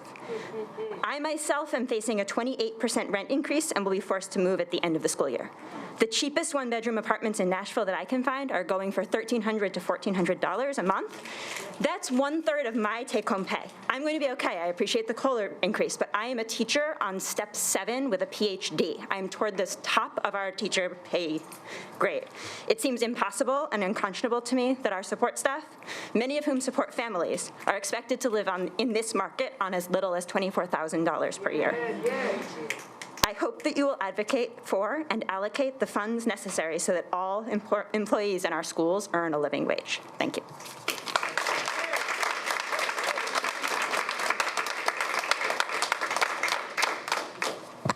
Thank you. Michelle Sheriff. I was just bringing myself up, so. We appreciate it. Greetings, Chair, members of the board, and Dr. Battle. My name is Michelle Sheriff, President of Metro Nashville Education Association. Our organization amplifies educator voice at the district level and endeavors to address educator concerns. Tonight, the board considered the 22-23 budget, and I would like to recognize some thoughts for consideration. First, I want to recognize the partnership between MNPS and Mnea. Through the collaborative conferencing process, we agreed to continue our compensation committee. The committee comprised of members you heard from Carly Brantley, also an educator in the classroom, Nikki Nichols, and Mnea officers, Dr. Pendergrass and myself. And the MNPS team with Melissa Roberge, Chris Henson, and Lisa Spencer. And we appreciate that collaboration. Our recommendation from the committee, one was step increases in the continuity of operations budget, and we appreciate that the board and Dr. Battle have followed this recommendation.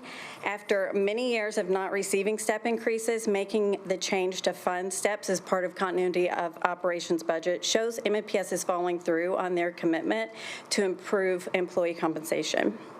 Our second recommendation was to include at least a 4% cost of living adjustment, and again, we're pleased to see this as part of the district's budget.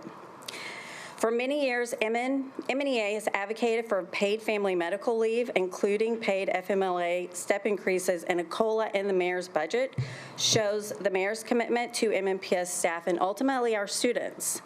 While the mayor addressed teacher compensation priorities, not all staff compensation demands were met for support staff. Yes, increasing pay for paraprofessionals, nutrition services staff, and bus drivers is important and much needed. It's not enough. There will still be MNPS support staff not earning a living wage, and many of those staff members are also MNPS parents. Support staff stood in solidarity and support of teachers as we demanded a salary schedule correction and increased compensation. Teachers recognize the importance of our support staff and bus drivers and stand in support of their compensation demands. Dr. Battle and board members, we appreciate your continued efforts to support MNPS employees and prioritize employee compensation. We know a fully staffed MNPS is best for our students. On behalf of Mnea, we appreciate the opportunity to partner with the district and be part of the solution. Thank you. Thank you. That now concludes public participation. If you were not able to speak with us tonight, or if you had to miss for some other reason, please feel free to email us your comments or show back up for the first meeting in June. We will now move on to governance issues, and I see that we still have a budget discussion at the bottom of this agenda, so we will briefly discuss that before closing out. All right, do I have a motion to accept the amended consent agenda minus AC6? Moved. Do I have a second? Second. All in favor, please raise your hand. Passes unanimously. All right, Mrs. Tyler, you pulled 1C6, Museum of Science. Yes, so this is an amendment to an existing agenda, an existing contract, and it's looking to increase the compensation by $1 million and to lengthen the time until 2026. And as of right now, it says that we're paying it out of federal funds, from the ESSER funds specifically, but all ESSER funds have to be spent before the fall of 2024. And since this is going to 2026, I'm just wondering, how are we going to pay for those last 2 years if it's not included already in our source of funds right now?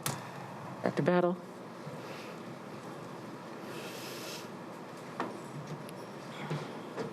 Thank you for the question. It really is federal funds, ESSER, until ESSER's done.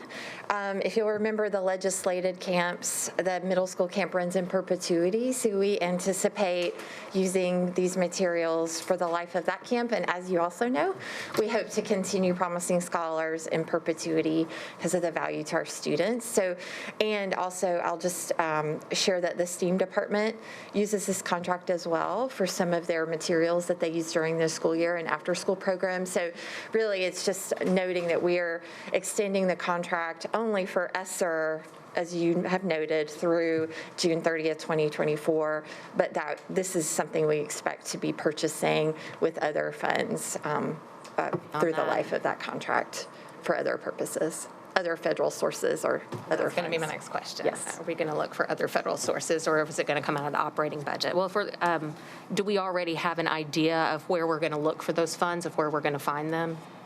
We have no idea what summer will look like post-ESSER. So it will be, that's an unknown right now, because we don't know what the state grants will look like or even what the requirements will be, and then what will be funded. If you remember, Promising Scholars is in our federally funded initiative ask. So. And then I guess my other question is are you planning on the bulk of that to be spent before 2024? Okay. So really, it's the last 2 years would be a much smaller amount than That's the first. correct. Okay. It's right now, based on the number of students who are attending Promising Scholars, it's around $430,000 a summer.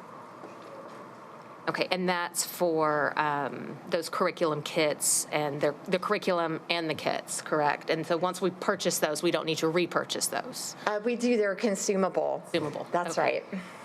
But even the curriculum is considered consumable, or just the kits? We actually update the kits because we don't want students to have redundancy. So we aren't necessarily using the same kits every summer. We align them to the curriculum and purchase them. Okay. Well, so it sounds like it would probably be roughly the same amount every summer then, moving forward.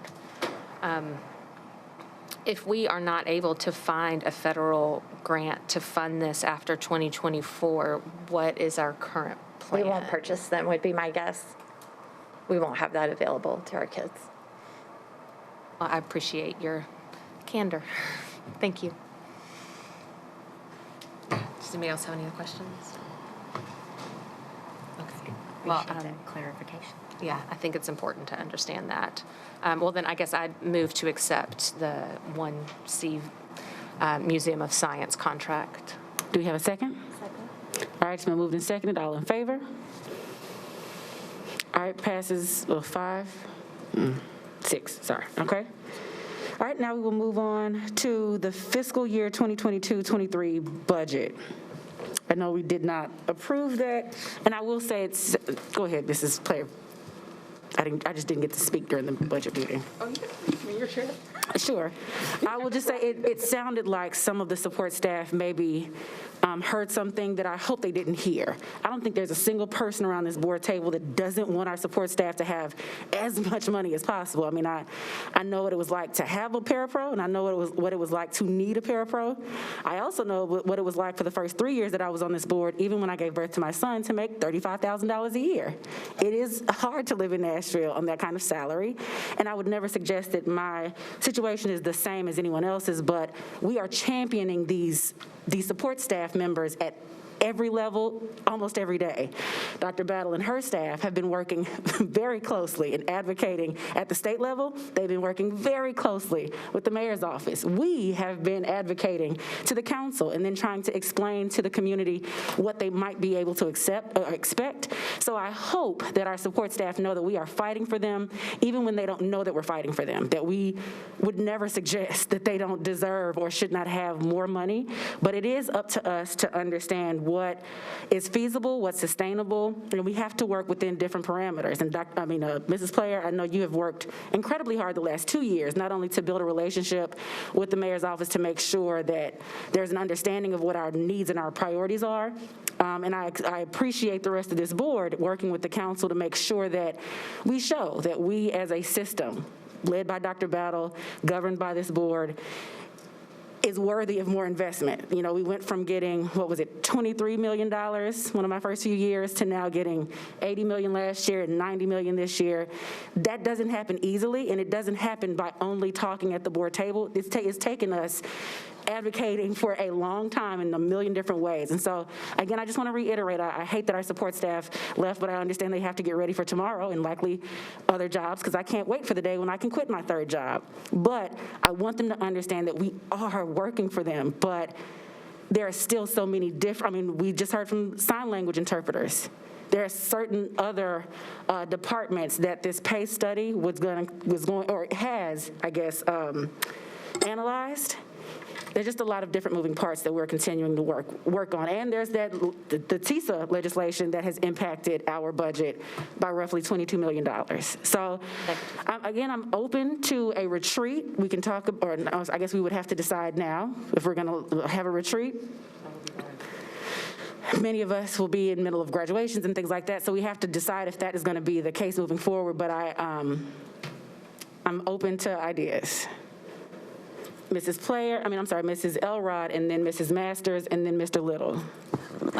My question is, if we do not vote to pass this summary today, how does that impact, I understand we won't be able to get the book at our next meeting. How does that impact our decision-making process for not only these directed raises, but any potential additional ones? Like, what's the outcome? What's going to happen if we don't vote for it? How do we not? I'm afraid we're not going to be able to move forward. We're just going to be stuck in gridlock until we have that retreat. Is that what's going to happen? I will say that we would not have given Dr. Battle or her staff guidance. We haven't said what the redistribution would look like. So they have developed, it is my understanding that they have developed this book. Any adjustments would need to happen based off of our guidance. And so if we have not given them guidance, then no, there would not be a budget book. There would not be anything to take to council to either on the agenda tonight. Let's talk advocate against or for. Okay, and my follow-up is that has to be done by April 30th, correct? I'll ask Mr. Whitaker and Dr. Severe if you have understanding based on policy. Not April 30th. May. My understanding is the board's sole responsibility is to pass a budget, and the budget then will go to Metro Council to be approved. My understanding is that budget is meant for consideration on May the 25th by Metro Council. So my suggestion would be that the board pass a budget by May 24th, which I believe is the date of the next meeting. I would also suggest, I would tell you that I have not thoroughly researched this issue. Based on what I heard in the budget committee meeting, it may be in the board's best interest to suspend further consideration of this issue tonight to allow for me to look into some of these concerns. Okay, thank you for that. We had Elrod, Masters, and Little, and then Tyler, okay? I'm done. All right, Mrs. Masters. Okay. A, it's on the budget tonight, so we can talk about it tonight. B, I sent Dr. Severe my questions already as requested. I have to point out that after the mayor's state of Metro, we were told that the pay study by MPF was not yet complete. So I'm having trouble understanding how these recommendations are based on a pay study. I also don't feel like I have a good understanding of to what level the mayor took into consideration the recommendations of the union. And I would like to know more about how MNPS took those recommendations into consideration. I also think one thing we can consider is we can ask the mayor for more. You know, I'm kind of tired of asking for a steak and getting a cheeseburger again and again and again. Can we not say, hey, how about that $50 million for the East Bank and the Titans? How about some of that? I will say, education? We can't ask the mayor anymore, but we can't advocate to the council. So since the mayor's already made his recommended budget, it has to be council advocacy now. So we need to reconfigure what we're working with here to offer a flat rate raise, especially to all of our parapros. I'm appreciative of the fact that we have that straight $2 an hour increase for cafeteria workers, and then the clearly delineated increase for transportation employees. But I want the same thing for parapros.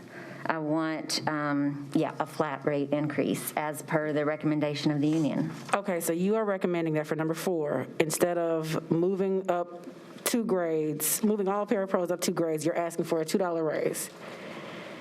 No. I didn't say $2. She was talking about nutrition services. Let me rephrase. I want to.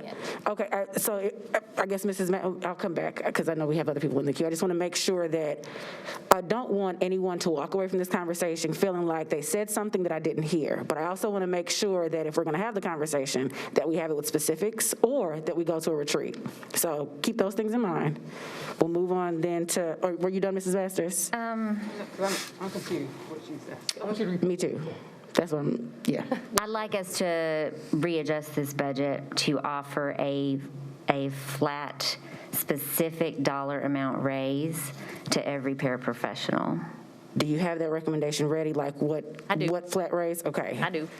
So we'll go to Mr. Little, then we'll come back to Mrs. Tyler and Mrs. Player. Did you have your hand up? I made that up. Okay. Yeah, I'll give my time back. It was around the timeline that I think our board attorney had answered. Okay. Mrs. Tyler. Okay, so the request has been a flat $6,900. We have 850 parapros, so that would cost us $5,865 to give everybody a flat raise of $6,900. Right now in our budget, we have given paraprofessional pay scale upgrades at $4,166. I'm sorry, can you repeat those numbers? I'm trying to write down to understand. So for that flat rate of $6,900, MNPS has 850 parapros. That would mean that we would need to put in our budget $5,865,000. Right now, what we have in the budget currently is $4,166,000. We would need an additional $1,699,000 to get to that flat rate. After having our discussion around the textbook, knowing that we're just looking to move ahead with that right now it is currently covered by our ESSER funds, if we were to take that $1,699,000 out of textbooks, it would still leave us with $3,838,100 to go towards textbooks to get us ahead of the game, to keep making sure that we're able to continue to put those consumables in the hands of our kids as we go forward. But it would also give our paraprofessionals the ability to have a living wage and to meet the demands that they're asking for that I think are fair. All right. Any other suggestions, questions, ideas? Just to add on, one thing that we hear from parents a lot, so I'm trying to understand, is like, the kids don't take textbooks home they don't bring them home nowadays. So when we think about the textbooks and we think about this fund, is it just for the books that'll stay in the classroom, or is that for getting books in the hands of kids to take home? Great question. So when we purchase curriculum, because we had to ask that before because we were all a little iffy, when we purchase curriculum, it comes with the digital version, but we cannot purchase the digital alone. It comes with the textbooks also. Any additional? And we already have purchased that for this coming year using ESSER funds.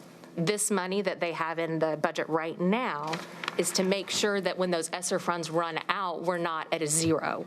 So it's not the money that is desperately needed for next year's textbooks. We have that covered. Sorry. So if we're looking to just get ahead with our textbooks to make sure we're not in the hole, we can still do that with a lesser amount by just taking out $1,699,000 and putting it into the paraprofessionals,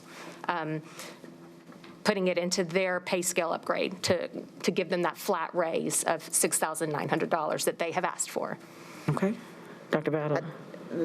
I just want to make sure we're not losing sight of the 22 million deficit. That, I mean, we've got to talk about that, because when you're talking about recurring versus non-recurring, part of that is our ability to hopefully work with council to have a balanced budget. So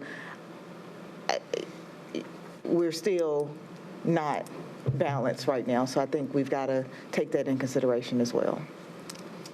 For those who don't understand, based on the TISA legislation, which is will be the updated BEP formula coming from the state, we will technically be losing $22 million. We're already losing $22 million based on BEP this coming year because the state has underfunded it. So my apologies. We're losing $22 million. And so we have getting into TISA and what we'll lose from TISA. That's just next year BEP. So we have to balance our budget, which means we have to balance all of these different numbers. That's why I want to reiterate, it's not that we don't want to pay teachers better, pay bus drivers better, that we don't want to have better resources for our students.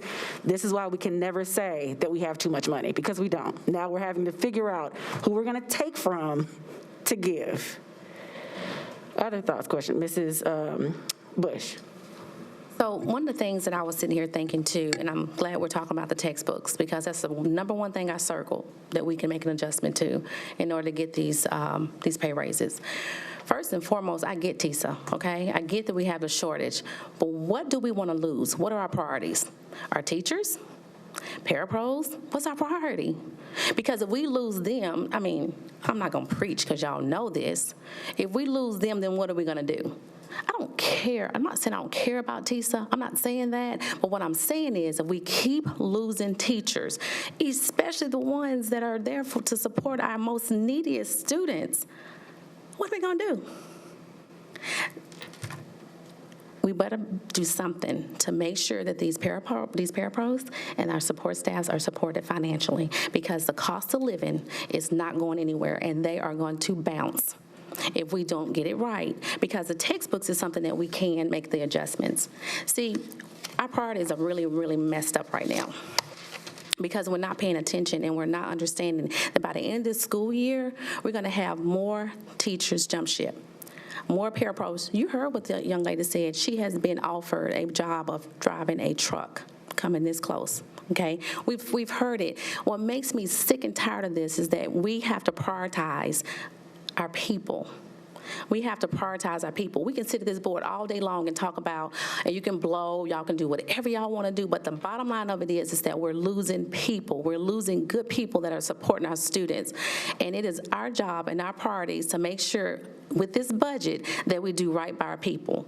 And that is what our priorities are. I get it, it gets tough, but it doesn't get tough when we take care of our own people, because they're going to take care of us. We're not going to sit there with those students that are high needs, but they're doing it every single day.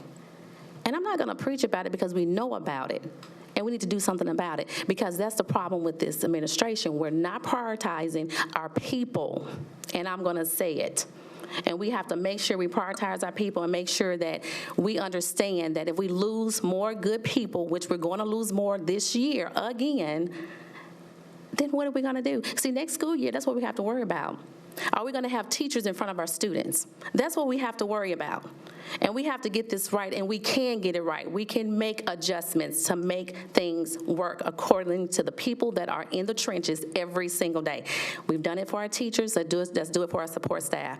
And that's what we need to do. It's a no-brainer, but we make it so complicated. And that's the reason why we're losing. That's the reason why we're losing. But I'll come back. Whoever else want to talk, who can talk about it. And I do want to thank those colleagues. I know Mr. Little was there. A couple of others were there for when we had that work session. That was about 3 or 4 hours where we went through the budget to see where we could find money for our people. So thank you for those of you that were able to come and those that were able to review that packet. We've also had a budget meeting today where we were able to look at this and discuss, and we heard about the textbooks. We need to remember, though, reoccurring funds are what we have to be finding. We cannot use ESSER dollars for raises because when ESSER dollars stop coming, we still have to maintain that pay the next year. These are not ESSER dollars. What is not ESSER dollars? What the I textbooks? asked for. That's not ESSER. No, I was just making sure that we all understood about the textbooks, because I know I was a little unclear about that until the budget meeting, so that helped me. Was it you? Mrs. Tyler, and then Mrs. Player, and then Mrs. Masters. I know that we're $22 million in the hole based on what we had anticipated from this year's BEP from the state. So I know how much we don't have. How much did we get total? What's that number?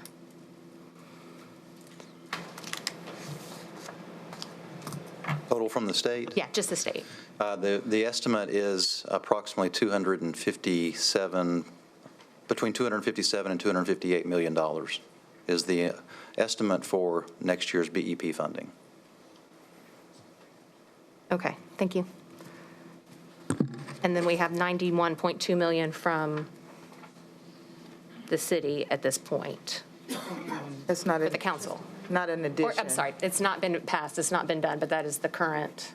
Right, but I don't want to confuse additional investment with basic recurring. Yeah, no, I wasn't saying additional as in it's above and beyond what we need. We might want to answer it differently then. Okay. Given that.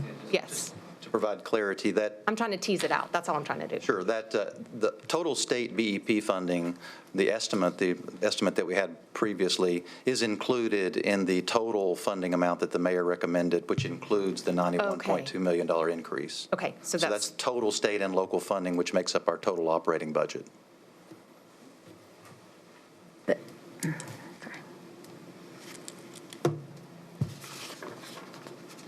And then the grants that we passed a few weeks ago, does that come out of that money too, separate?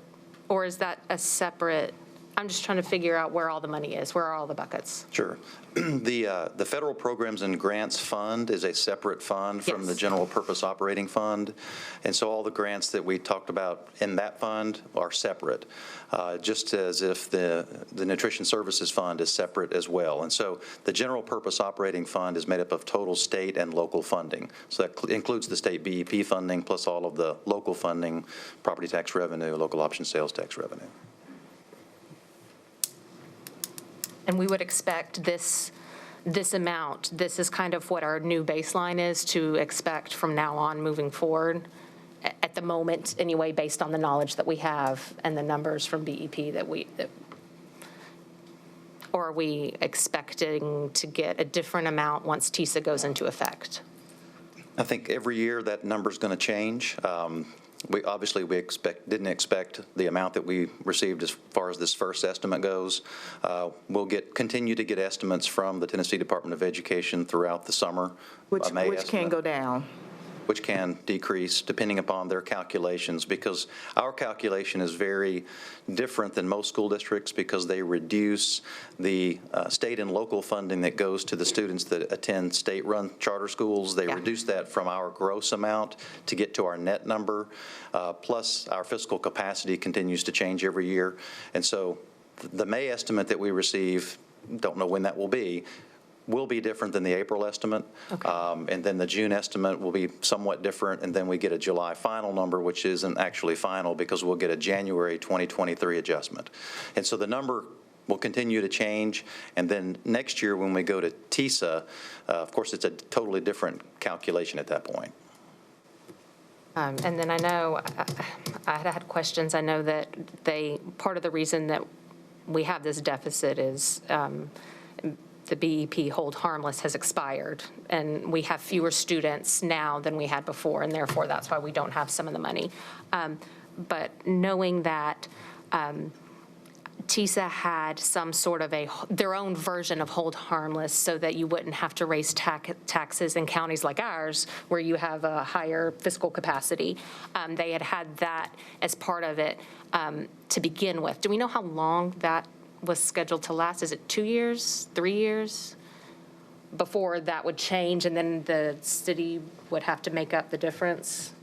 And just let me be real clear on what they've provided, because what they provided to us in late March was not what we got at the end of April.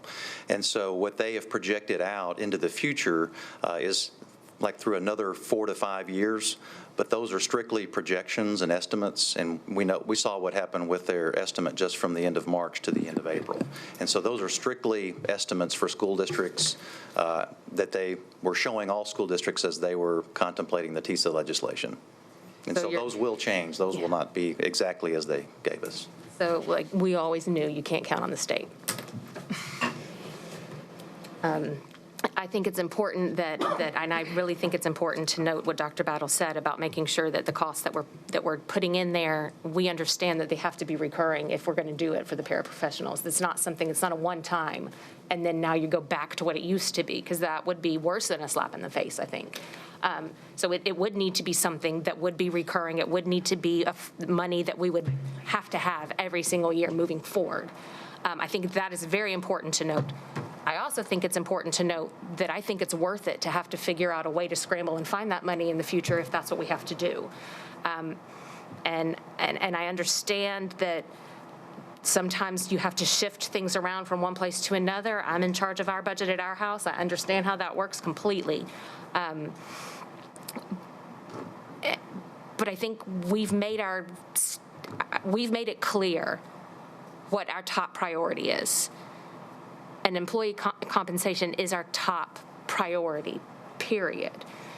And we have come to the table in good faith with several of our unions, and we've had these discussions with them about how are we going to meet your needs in a way that also keeps in mind the money that we have and that we have available to us.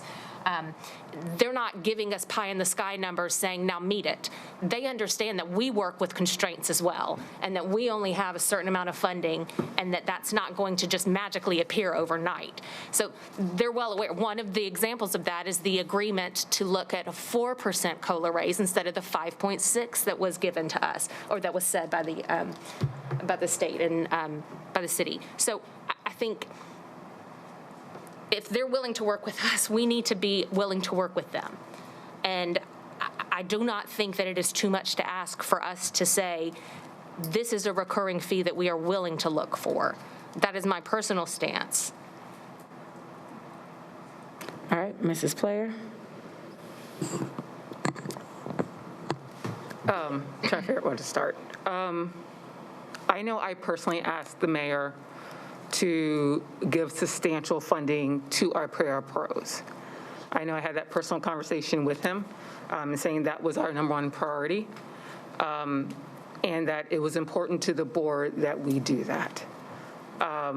So I think that's the first, that we have continued to have ongoing conversations with the mayor about what we wanted to do. Going back to process part, we can ask, and then he can give us what we want. We do have the legal ability to spend it how we want. That is true. And I think the first part where we are, less than 2 weeks ago, not even a week and a half ago, we had a development happen of the state with the $22 million deficit. We had a conversation about it. Within 48 hours, working hours, we really put our heads around it.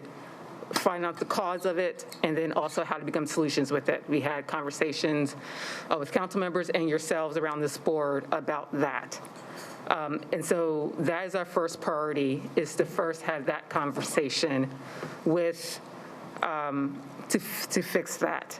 And that's our goal, because it literally happened days ago. It would have been easier, of course, in an ideal situation, if we could have had that done before the mayor filed his budget and make adjustments. But that did not happen for rare reasons, the state bureaucracy.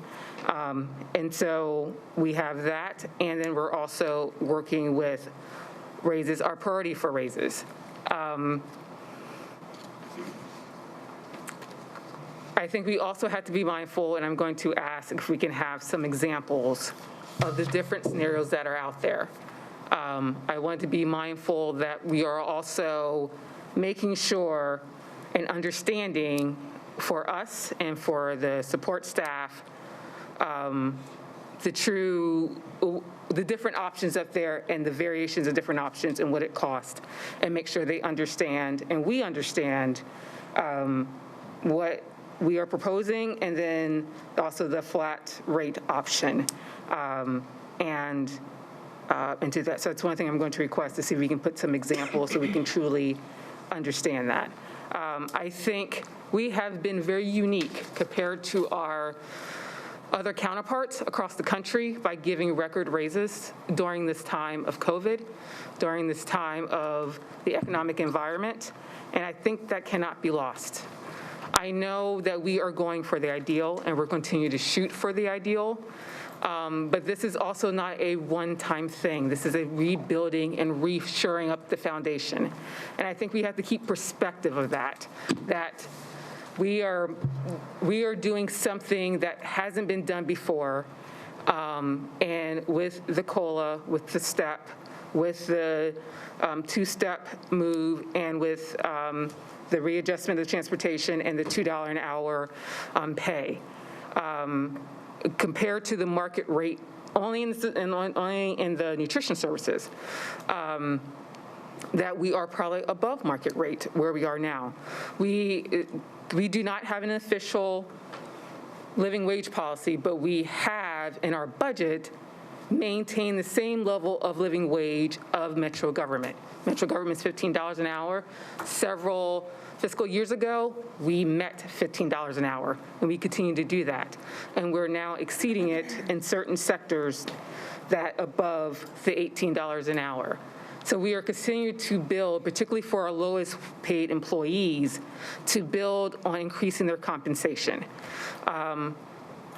We should still continue to have conversations with their union organizations about what that looks like, and understand that what we were trying to do with this, as before in the past, particularly with the security guards, that older employees weren't being made less than the newer employee, or making less than, and making sure that we were helping to alleviate that compression, because when you do a flat rate, there's some level of compression.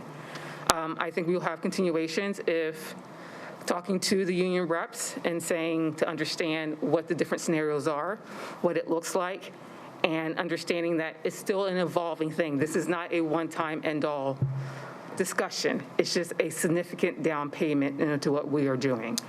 So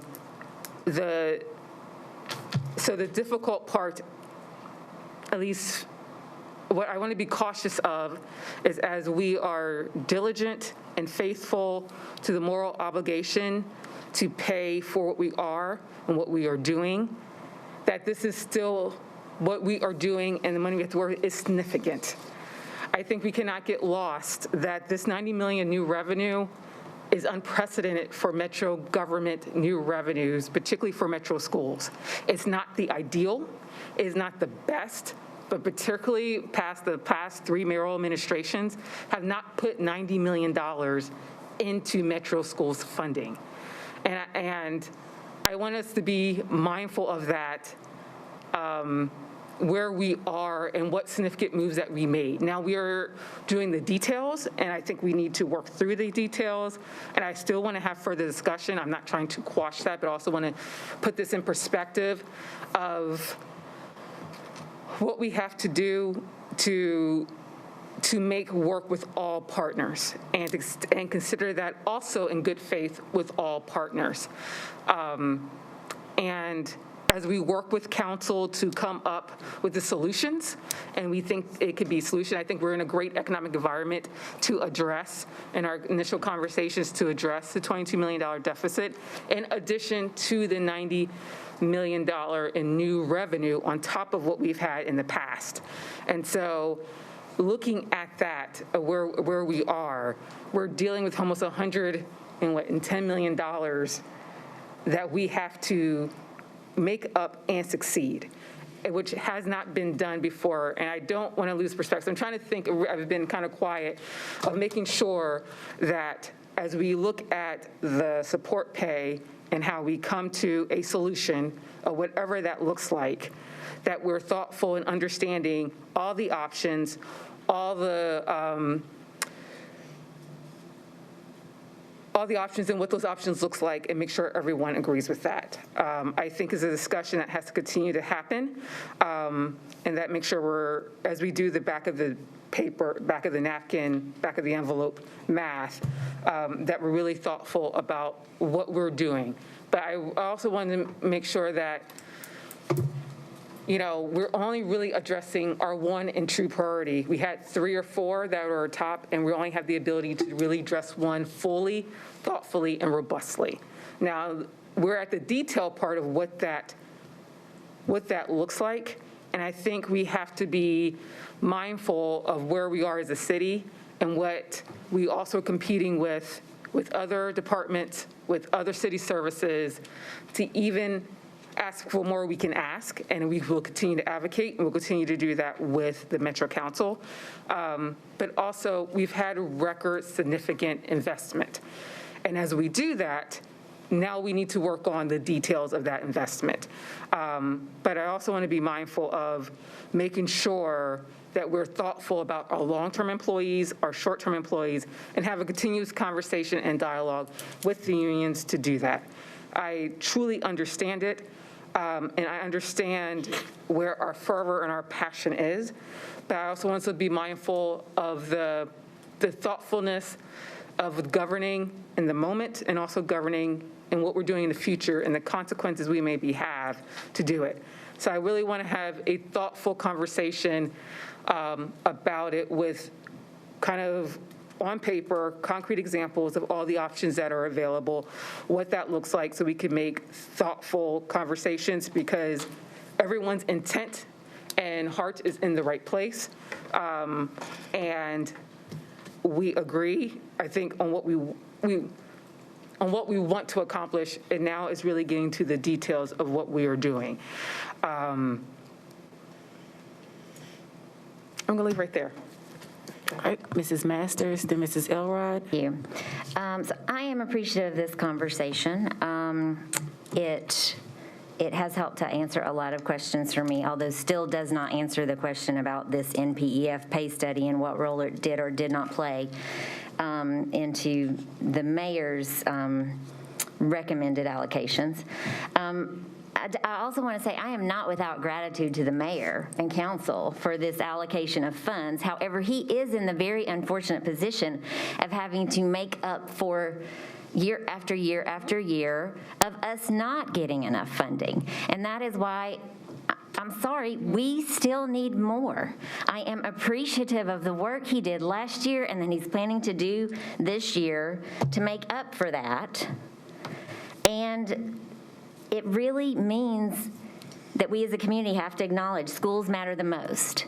A new Titan Stadium does not matter the most. Schools matter the most. Having said that, and having, I think, a little bit deeper understanding of where we are, at least with our conversations with the union and different representatives, I would be comfortable submitting this summary budget to the mayor and council for consideration, knowing, like, as Ms. Board Member Player Peters was just stating, that when it comes back to us, it's our budget, and we'll talk about the details. But the one change I would recommend, that I would request, is that we move $2 million from textbooks to paraprofessional pay before we submit this to the mayor. All right, Mrs. Elrod? Okay. Well, my plan was for us, because there were so many questions, my plan was to move to defer until a board retreat held by 5/20, and after we had received both the pay study information and the information that Ms. Player-Peters has mentioned, which is the examples between flat raises and raises as proposed for paraprofessionals and nutritional services. Before I really fully make that motion, I would like to ask, with it being by 5/20, I want to make sure that we're able to move as quickly as possible so we can provide guidance to staff. So I just want to make sure we're clear on that. I'm sorry, that was probably very unclear. A little bit. It was, okay. Okay. If there's any way in hell we're actually going to get together before May 20th? No, I mean, we haven't. We have to do it. You have to make it work. How about this? My concerns with moving money from the textbooks, I'm just going to start with my discussion. We'll say discussion. Yeah.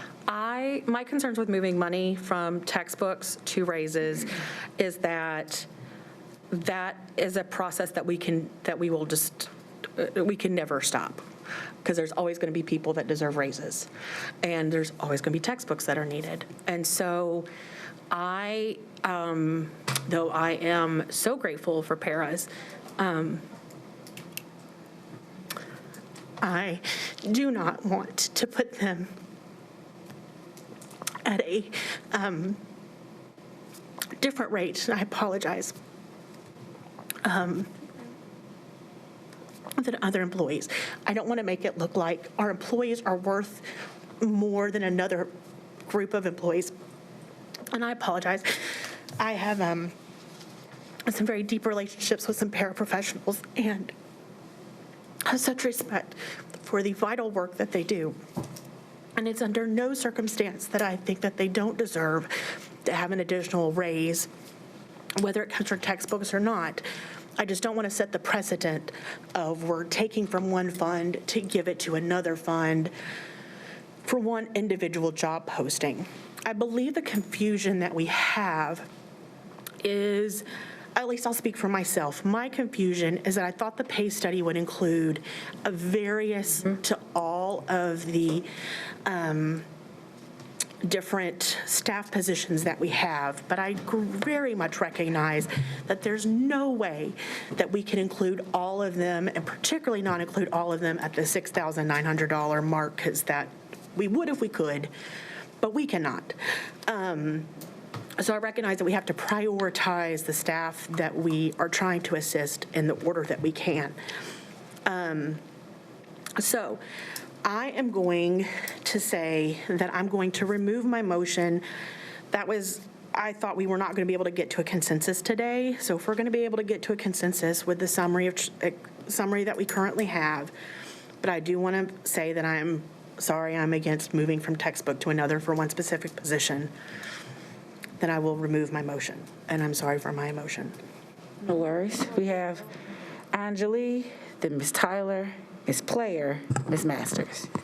Okay, so Ebenezer and I were just talking to Ginny, just trying to kind of understand, and I'm curious what the difference would be for specifically the paraprofessional wages if it were to be the flat rate versus the percentage rate that we're talking about. So we don't have the answer for that right now? So with the current budget, based on I'm sorry, I wanted to make sure. Were you saying what would, like, if I'm a parapro, what would my pay be? Yes. Okay. So the difference between like the flat versus percentage rate. My apologies. Dr. Battle says we do have that. All right, go ahead. Burge, if you can approach the podium.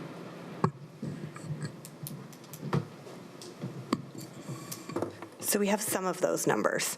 So if they move to grade 8 on a new schedule where 4% would be applied, that schedule would run from $18.57 through $27.84. if we did a flat rate of $6,900, that works out to $4.57 hourly. So you would take their current grade 6 and add that. That'd be creating a new pay grade for paraprofessionals. What's the current grade 6? I'm sorry, they're currently on grade 6. So it would depend on what step they're on for how much the difference would be. All right, respond to that too. And unfortunately, we can't. I want to make sure we maintain. Oh, now Dr. Battle can. But I'll remind you. I'll answer it in my thing. That's okay. Yeah, that was all the questions that I had. Thank you so much. All right, Ms. Tyler? So if we take the existing amount that we have for parapros, and instead of bumping them up and then just doing a percentage raise, which for our lowest parapros would be roughly $2 an hour, which would be roughly $2,000 a year. If we just take the existing amount, this $4,166,000, and we divide it and do a flat rate for everybody, everybody would get a $4,901.18 flat raise. And then I think the concern is, how do we maintain that? But if it's within, and I also hear Board Member Player Peters' concern about compression within our pay scale. I do want to address that by saying that the union has addressed that. They had that discussion with their members, and the members voted that they were okay with that compression, that was their preference. Can you not hear me? I'm sorry. That was their preference, that the compression was, preferred over a percentage that keeps everybody at the same distance that they are right now. So I understand that. I think it's a valid concern, but I think it's one that's been addressed. So I think it's important that if we're going to ask the group of people what will work best for them, and they give us an answer, that we listen to it. And the request has been a flat fee, a flat raise for everybody across the board, and that they are okay with the compression that would create in their pay scales, and that is preferable because it would actually bring up that lowest group to a more livable, not needing to have 4 jobs. And that's what they told us they wanted. And for us to come back and say, we appreciate that input, thank you very much, we're going to do something totally different because we think it's what's better for you. There's a little bit of hubris involved in that. And I just kind of want to make sure that if we're coming to the table to hear what people want, that we take it seriously and we really think it through. And in this particular case, I'm not asking for a flat raise for everybody across the board. And I don't think saying that the parapros having a higher, a $6,900 raise flat across the board means that I think that they deserve it more than another group. I don't think that it is in competition, and I think that the other groups have said that themselves, that they've come up here and they've said, we support the parapros and what they want. It is not a competition between the groups as to who gets what. It is a web of support, because that's the way it works in the classroom. Teachers couldn't do their job without the parapros, so we need to make sure that the parapros want to keep their jobs. They understand that. They understand that there's some give and take. The parapros understood that last year when we didn't do anything for them and gave all of the amount of money that we gave to raises for teachers. They understood it then. So why can't we take them at their word now and do what they've asked us to do? All right, Mrs. Player. So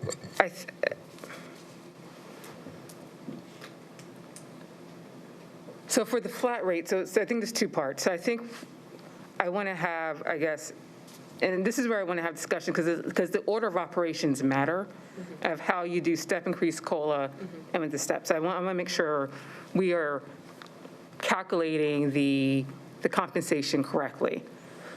my understanding, and I'll have further conversations with the union representatives, when they initially went to the flat rate, I think they were naturally making the assumption that there'll just be a COLA, a certain percentage COLA, and a step.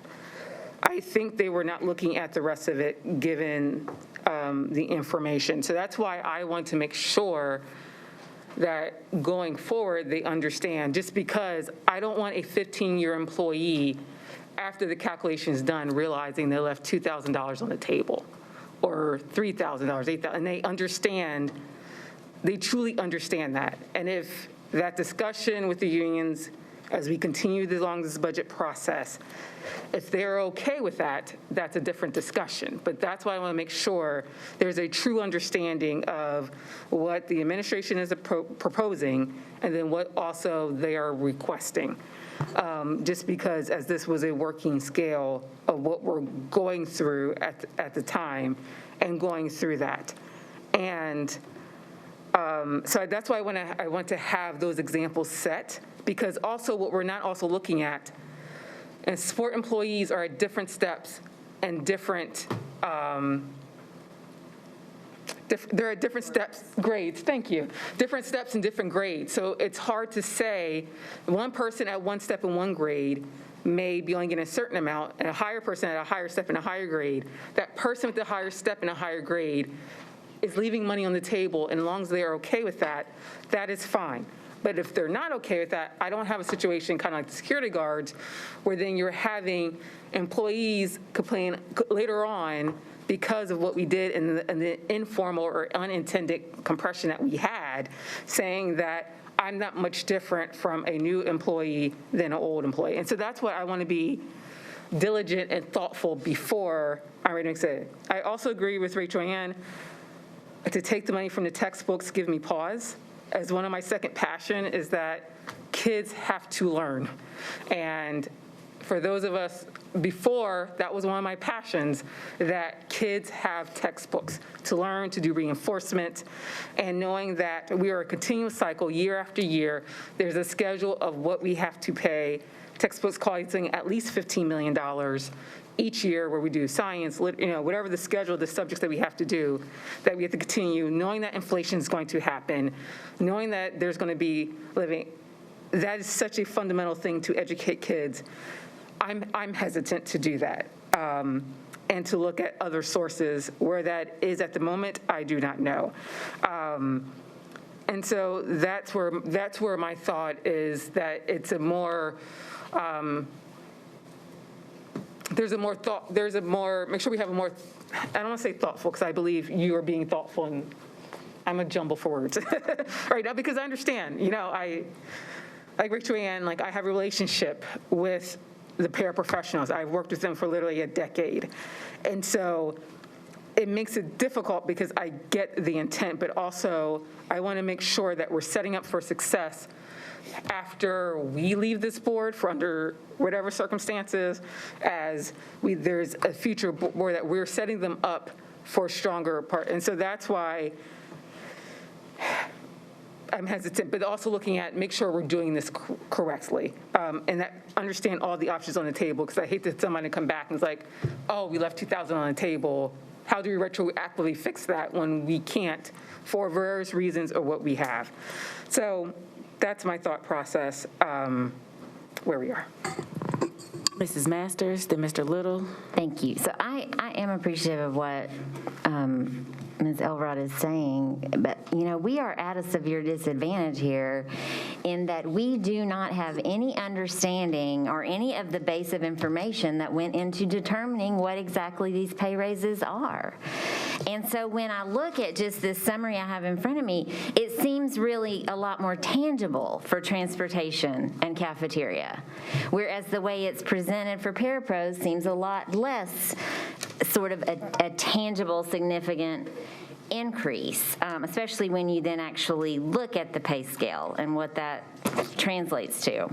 But I think that this school board is at a severe disadvantage, in that this much talked about pay study has not been presented to us in any way, and yet we have been presented with this summary budget that is supposedly based on this pay study. So, I mean, I would like to have more information about that. I can say also, I think, I could be wrong, but I think a lot of teachers would say that they find the paraprofessionals more integral to them being effective in their work than they find textbooks or new textbooks. Because it's the teachers that teach the kids. Being a 13-year MNPS parent, I have rarely seen a textbook in my house, to be perfectly honest, but my kids can sure as heck tell you what Mr. Murphy taught them about Catcher in the Rye. Because it's the teachers that do the teaching, and it's a lot easier for them if they have the support staff that they need for that. So, you know, I'm just using logic here because I don't have a pay study to work on, but I'm just logically thinking if we have $5 million and change to spend on textbooks and we desperately need to add additional compensation for our support staff, I think we should do that instead. Mr. Little? Yeah, and I think Ms. Masters beat me to it, but I think it's clear in the future as we think about the process, like this process being more open and transparent as we're voting on something to make a decision that affects hundreds and hundreds of people who support our kids. And I also would say, like, because it's seeming right now we have to choose between, you know, one or the other. Do we have an increase for textbooks? Do we have an increase for our people? But I also want to, like, put it back on, like, the academic achievement as we look in the district and we see some kids thriving, but some kids not thriving at all. Like, what is our bet? What is the focus behind? What is the research to say, like, how do we increase academic achievement? Is it, if we can't do both, is it, you know, paying our support staff more? Is it actually getting the books? And Ms. Masters said it again. She said, I haven't seen a book, and that's where my question came from. When we look at investing in the textbook, is it to take home, you know, when we were in elementary at Dalewood, I had a backpack full of books, but I think it's packets now. So I would just say one more time, just to be clear, I think this process, as the new board comes around, is to take a look at how do we get the budget and how do we then bring it to the community, whether it's the unions or the parents, where they can have the opportunity to speak up, give comment, and so when the board members come up here and vote, they have direct feedback from some professional, like a pay study, but they also have really good feedback from the community we serve. Thank you. Ms. Bush? Yes, I have several questions. Where is the pay study? Where is it? Ms. Roberge said she was going to send it. I just want to know, where is the pay study? We answered that question earlier. So it was commissioned by the mayor's office with MPF and with another organization. Ms. Roberge is requesting that study to share with the board. So I think it was probably important, I'm just going to let you know that I work with kids all day, so I didn't get a chance to make it because I just opened up 2 more daycares. So, you know, I've been working with kids. So when I come, if I don't get it, I'll ask it again. As far as that pay study, why didn't this board have it before this was processed? And I think that's the $1 million question, is that, and I'm going to finish, okay? Okay. Where is the pay study? We shouldn't have never had any of this put together unless we had a pay study. And that's what I've been waiting on, because I questioned it and I talked to Dr. Sevier about it because I wanted to know, where is this pay study? And y'all can look at each other all day long, but I want to know where it is. So where is the pay study? In order for us to be able to decipher on these phrases and be able to understand this process of a pay study, where is it? How much longer is it before we get it? I'll address that question. And I still got other questions. So as was mentioned, the mayor's office, again, commissioned it with MPF and with another organization who's been working on it. At the request of this board, we're going to request that the pay study be shared with the board, and as soon as we get it, we'll pass it on. And what would that be? What's the timeline? Because we're in a budget season, so we needed to have this information before any of this was orchestrated. So I'm trying to figure out, because I'm just as equally concerned, because I have been concerned about this pay study, because there's been so many questions and concerns for over a year about this pay study for our support staff. So when are we going to get the pay study? Oh. Go right ahead, Dr. Battle. Thank you. again, we'll make the request to get the pay study from MPF, and we'll share it with the board.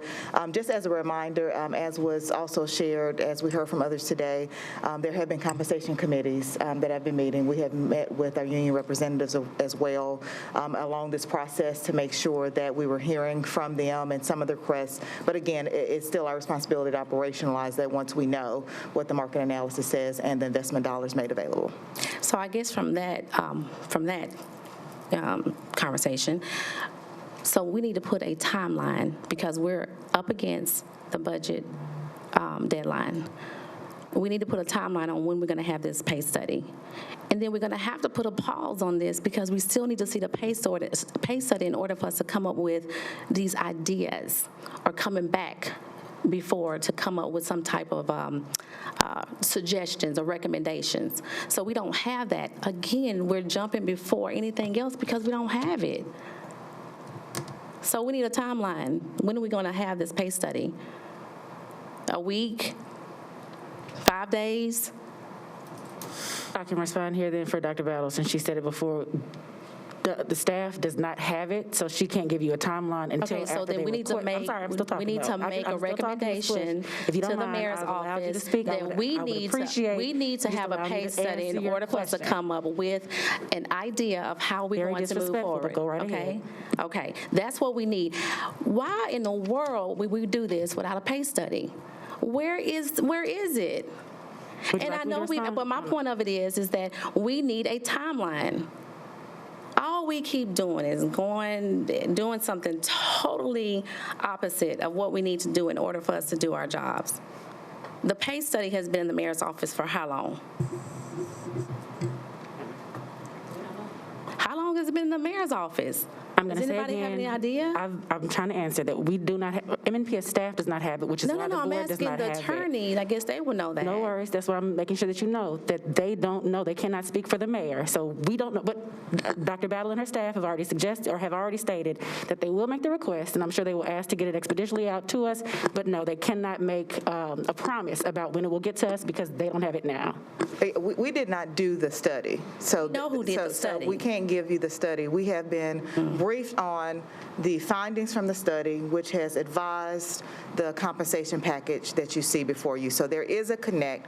I understand that the board would like to see it. So we're going to make that request so that you can. But please understand that that information has advised the compensation package that we heard the mayor speak about and that you see before you today.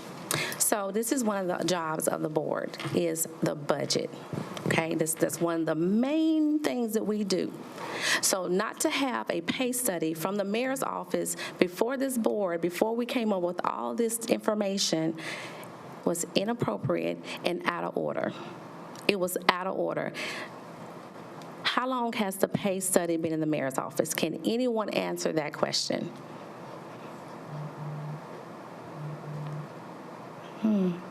But you've been briefed on it, and what have you been briefed on? That's things that should be private for the board. That's what you see before you today, and as we've spoken about, again, this has been a journey. I think we talk about this every time we come together, that we commissioned a teacher pay study, took a couple years, 2 years, for us to invest in that. We embarked upon this journey of a support pay study and market analysis. We knew from the very beginning that it could take multiple years, like it did with the teacher pay study, because it is very complex. I am appreciative of the mayor's office and the sense of urgency to bring some closure to that market analysis so that it can inform the compensation package moving forward. And so that's where we are today. It is again, a journey that we embarked upon thinking it could take multiple years, and I know that they've been working towards it for several months now. Okay, I'm going to say this. And that. Tomorrow, this board needs to be briefed on a timeline of getting that pay study in our hands so we can be able to go over this particular analysis from the mayor's office with this particular pay study so we can get a better understanding on what you have seen that we haven't seen. So we need to be briefed on this tomorrow.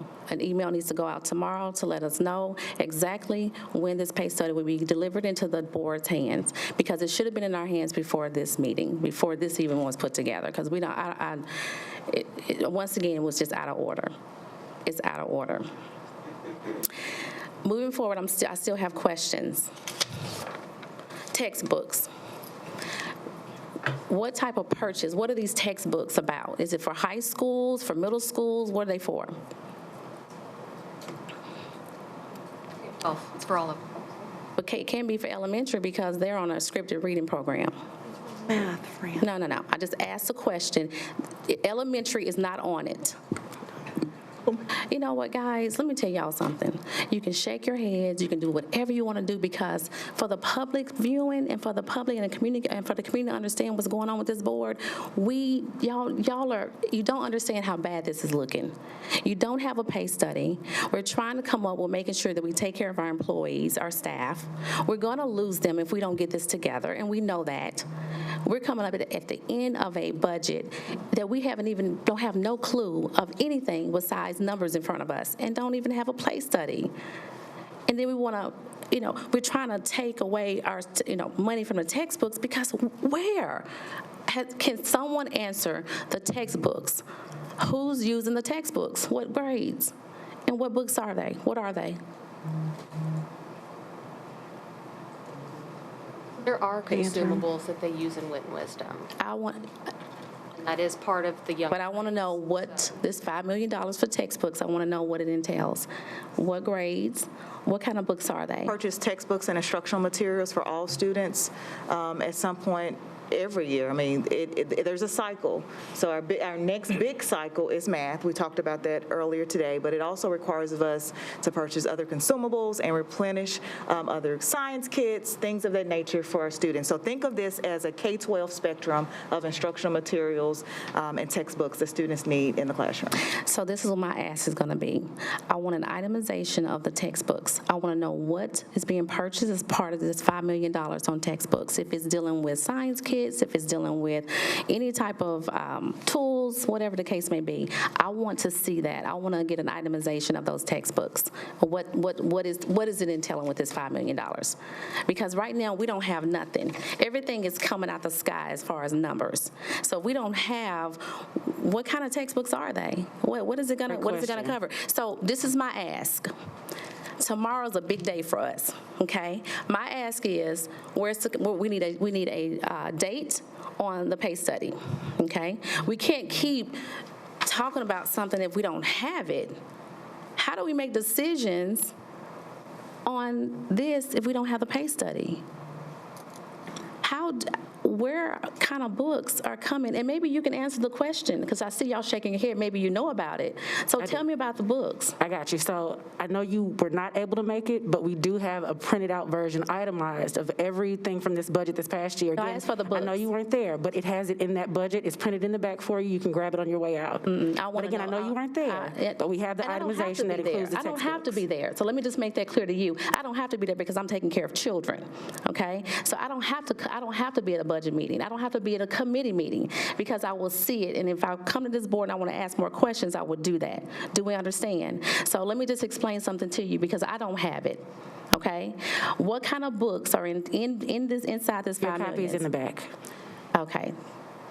Like I said, pay study tomorrow. I want a date. Because right now we don't have the pay study. So how can we come up with any type of budget for our staff if we don't have the pay study that was been in the mayor's office now for years? It takes years. So now we're looking at years of a pay study. When this pay study has been around, we've been asking for it. I've been asking for how we're going to get this. How are we going to get there for these support staff? How are we going to do this for the security guards? How are we going to do this? How are we going to do that? And it's still in the mayor's office? That's what I'm hearing before the budget. Dr. Battle? Thank you, Madam Chair, and I'm going to just kind of recenter us with regards to the pay study conversation. there have been some updates and some one-on-ones with board members kind of bringing us along on where we were on this journey, what we were hearing from staff, and timelines of how all this might work, absent some of the last-minute details and what that would look like with investment, because I don't have that information. But I will refer us back to previous updates, one-on-one sessions where we've talked some about this as this compensation package was coming together, rightly so. There need to be time to dig into some of this today because you've got to put dollars and cents to pay scales and the market analysis itself. So I just wanted to call our attention back to additional information and updates that have been shared. Thank you. Mrs. Elrod? Thank you. All right, so first, we would like the pay study. I know that's made so exceptionally clear. I want to make sure that there's some remembering of how they have happened in the past. I understand that my colleague, Ms. Bush, may not remember, as she, again, did not attend the meeting where we just discussed all of it. And I'm going to match her energy and say, I know that you don't have to be here, but that is your professional responsibility, and it is unfair to try to make us drag through it because you choose not to be. You will not be cutting me off. I will ask for your microphone to be turned off. And you better get yourself together, because that's not what you're going to do. Okay? The responsibility. No, don't tell me, come on, Rachel. Elrod, if you got something that you have to say to me, we can talk to afterwards. So, Fran, Mrs. Elrod, thank you. We have discussed this in great detail, so I will Get the provide pay it to study. you. Get the pay study. Ms. Bush, Get the pay asked study. The questions. The question you asked about the textbooks, and I am providing you a professional courtesy of giving you a You don't have to provide me with anything. I asked the question. asked for it, is that the textbooks are for particularly our upcoming math adoption for K through 12. Mr. Henson was very, very clear about how we zeroed out our budget from our past adoption of all of our textbooks, whether it included our ELA or other textbooks that we've had to adopt, of course, all of our consumables as well. So that's why that money is there, and that discussion has taken place. Two, again, about the pay study, I am with you on we should have it. There is an important detail of how it is different from our last one. So the last one was only for one type of employee, a certified employee, and it took a long time. And so that's why we were really concerned about how long this one would take, because it's about hundreds of different codes of employees. And I think that's part of the reason why, again, our board is confused about how, if we were looking at hundreds of employees, how we have suggestions for 3. I want to remind everybody that we did not see the pay study for the teachers. We are requesting it, and this is an unusual request. We did not request it in advance, and we did not get it for our certified staff. Ideally, we would have gotten it in advance, but ideally, I probably should have maybe asked for it in advance if I'm going to just provide some grace. Again, our teacher study, we had the same kind of process of where Dr. Battle and the team received that information. They provided it as we see here, except, of course, obviously, it was about a different type of employee. And if they provided, the summary that Chris is so wonderful at, and we went through all of that and discussed it then. So we have done that, just obviously not for certified staff this year, but in regards to the study, whether it is complete or not, dependent on probably our individual opinions of whether it's complete or not. That's what the request is based upon. So it's not inappropriate that we have not received it. It would have been best practice, but it is not a precedent that we have set, nor is it something that the board has necessarily requested. We are now, and we will now receive it. But again, it's important to note that that is different than what has happened in the past. And again, we don't have it. We are simply given suggestions based upon it, though I hear that we may not agree with those suggestions, and I also don't always agree with some of those suggestions. Again, it is important for us as different members to make sure that if we need things in advance, and myself included, to ask for them. And I apologize for not asking for it in advance. I probably should have. Next time when we discuss these pay studies, because we have talked about them ad length, I think it's probably best that we get them in their entirety just so we don't have to have this conversation again. From there, I would like to make a motion, and this time I have it, and I'm not going to cry. All right, so I have a motion for us to defer voting for the summary budget until we receive the pay study. Do we have a second? We'll have discussion after this, too. Second. We have a second? All right, discussion. Mr. Little? Yeah, I just didn't want to put us into a corner. I think we'll get it tomorrow, maybe not. If we do, I think that will put us in a good place. What if we don't get it? And you're right. That's why. Ms. Elrod. Sorry. No, Ms. Elrod, yeah. That, understood. That's why I didn't put a date on it. It's based until we do receive it. I will say in discussion that my personal hope is that we receive it, of course, by 5/20. That would be the absolute latest that we could have it because of some personal commitments on the board. So we could have a retreat, from my understanding. But I want to make sure, that we do receive it. I think we'll receive it as soon as we can. Of course, that may not be for us at MNPS, but because we're having to request it from outside sources. But I think the best I can do is say by 5/20. We will make the request. Duly noted, as you said, there's not been a precedent to do a full report prior to bringing forth the compensation package, but duly noted. We will make the request, and as soon as we receive the information, we will share it with the board. And again, just for note, it is not MNPS's study, and so we must make a request to get that information. Mrs. Player? So then when will we set the meeting?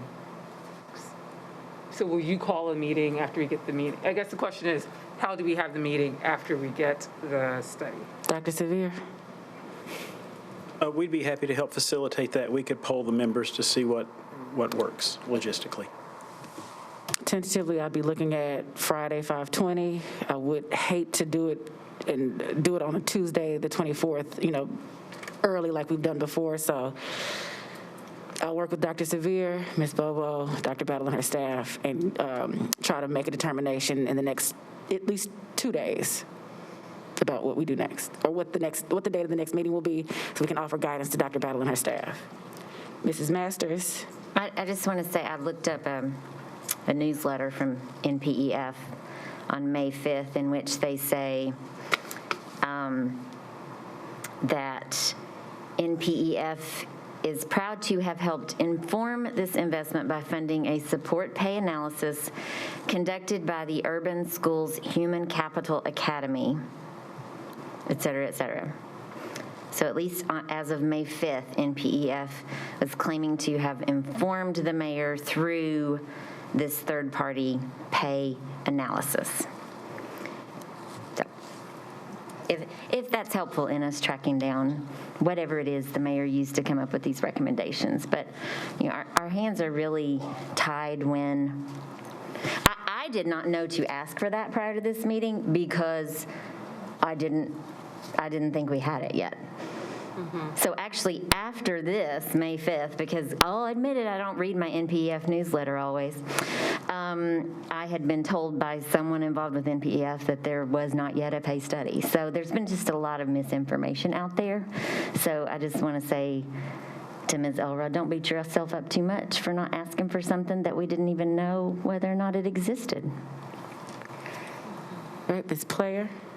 And I agree with my colleagues, we should see the study. I do not want to negate the seriousness or the responsibility of that, and I wholeheartedly agree. And I've always said this, at least personally, to Dr. Battle. I don't know if I said it on the board floor. I think I have, but I honestly don't remember. That no matter when the pay study gets done, that we should use this fiscal year to put a good faith effort and a good faith commitment and serious commitment to our support staff to increase their pay. And I always had the vision, or I saw it always through that lens, and I maybe have not articulated that, but I think also, yes, we need the pay study. Yes, we should receive it as soon as possible. Yes, that request to be made. But that also does not prevent us from making a good faith effort to give a good foundation to increase the compensation and continue to approve it in the future. I just want to put that out there before you vote it. I have something I want to say. Mrs. Bush? So on that note, I'm glad we're going to be looking at getting this pay study in our hands and looking forward to getting some type of update tomorrow on where we are on this pay study. What I'm going to leave us with is if we don't get this right, more teachers leaving, more teachers leaving, more teachers leaving, more teachers leaving, more teachers leaving. So I want to make sure that when I say this, I want to make sure that we understand that this is about our people. We want to make sure we continue to understand that they are our priorities. I get all the logistics, I get all the other things that we keep talking about, but I want to always come back to the focus of these are our people. And we have to make sure that we are more intentional in making sure that they feel that way.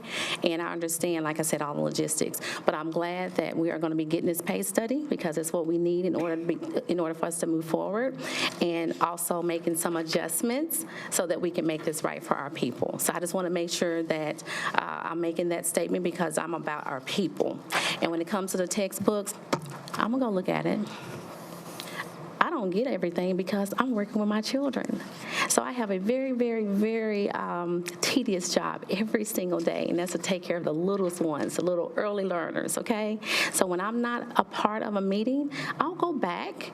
And if there's something you want to point out to me that I didn't read, just let me know. It's fine. I'll go back and do it. But my priority is for my children. So not only do I have one daycare now, I have 3. Because God blessed me with that because he knows that he can trust me with it. So my priority is for the children, okay? So if I miss something, point it out. It's okay. You can point it out because I know what my priorities are every single day. If I can't make it at 3 o'clock or 4 o'clock, I'll be here at 5 because that's when my doors close at the daycares.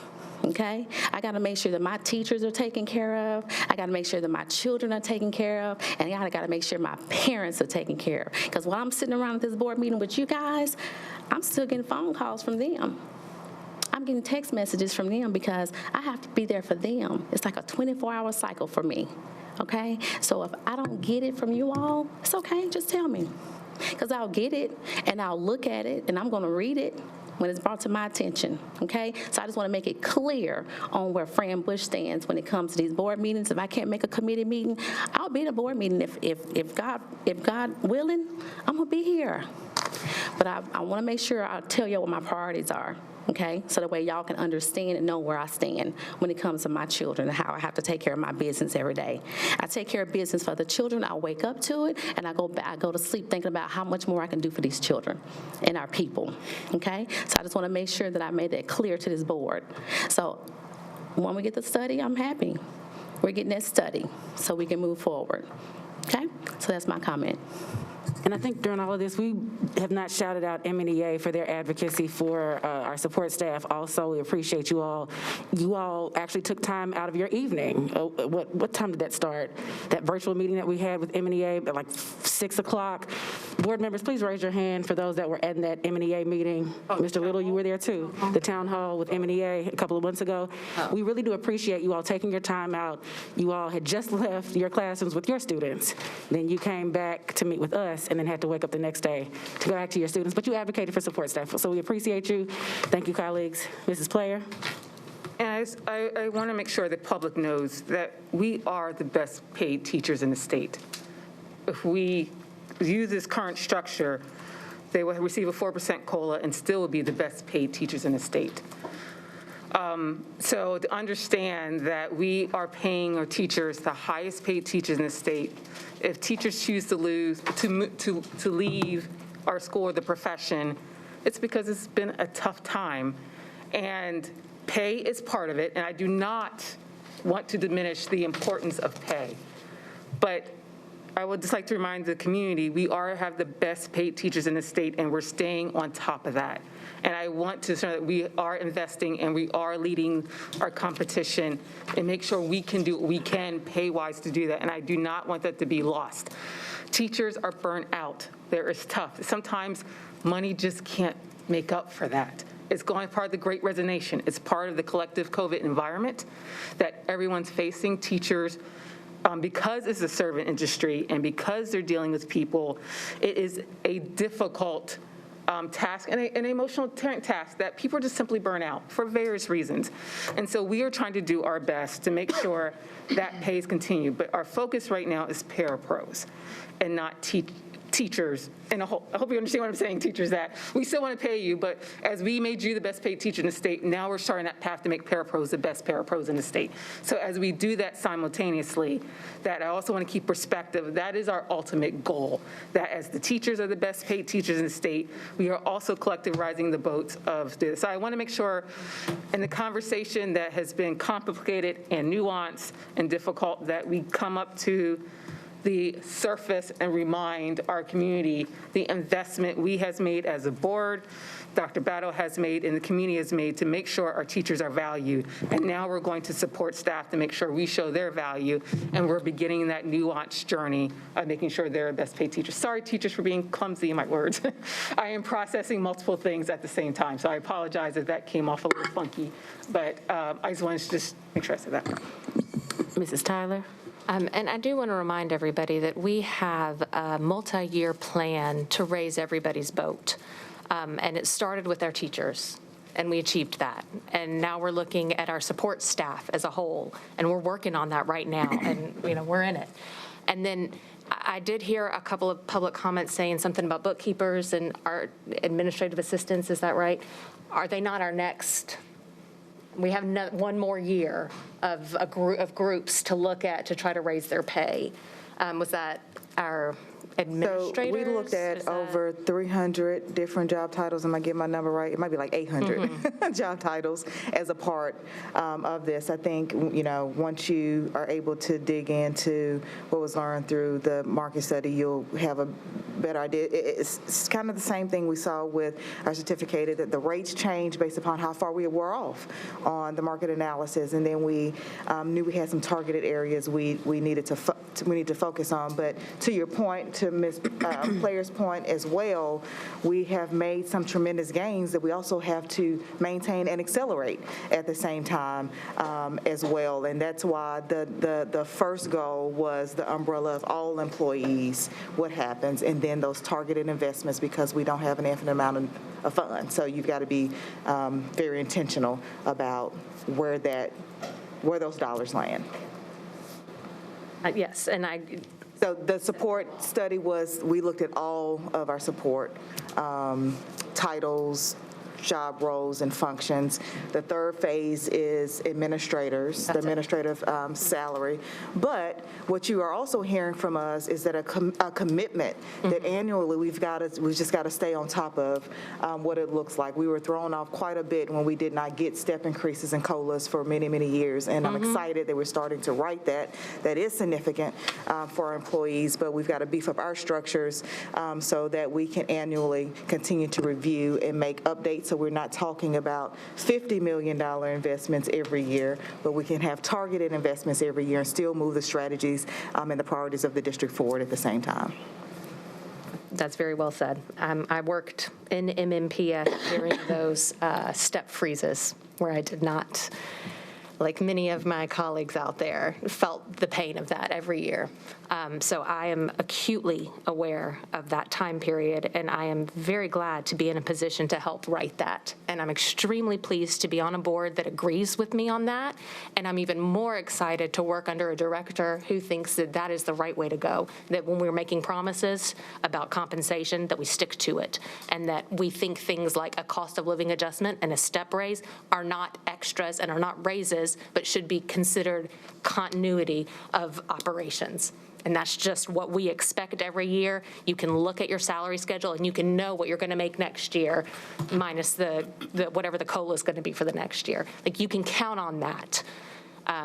Because unfortunately, one thing we can count on nowadays is that the cost of living will continue to go up. So I did want to take a moment to just say, thank you to my colleagues for continuing to put employee compensation at the top of our priority list. And thank you to Dr. Battle for hearing that and agreeing with us and doing everything she can to look towards that. I think our people are our most important resource.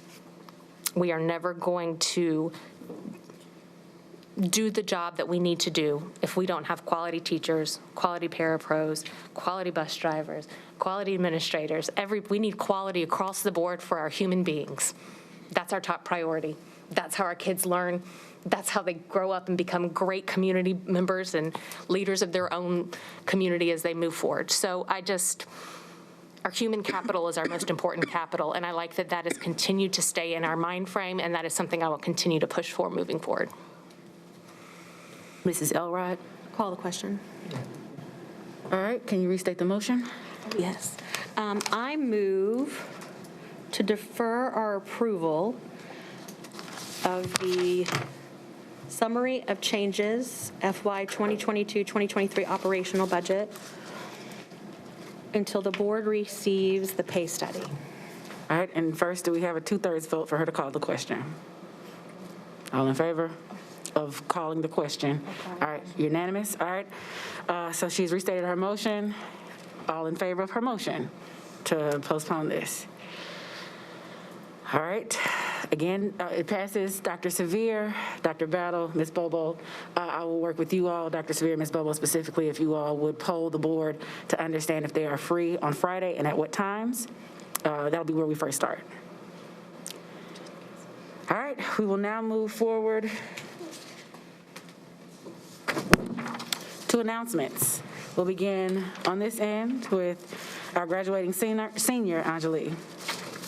I just wanted to open with saying congratulations to my fellow seniors who were named Students of the Year for their respective high schools. Additionally, thank you to the partners, Deloitte and Pencil, for sponsoring this recognition, as well as continuously supporting the students of MNPS. And on the note of supporting students, I just wanted to say thank you so much to all the teachers, support staff, and parapros. I know that if it doesn't pertain to a specific student, then you don't really hear about it. And I guess like the beauty of being on this board is getting to hear continuously during public comment and just seeing the faces of people such as people still here, Mnea.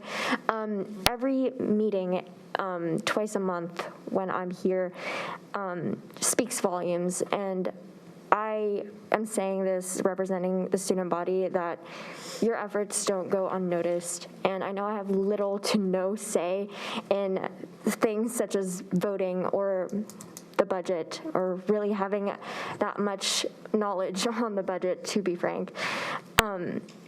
But if we're talking about where our priorities lie, it must be with the people that support our students every day, and that goes to every student in MNPS.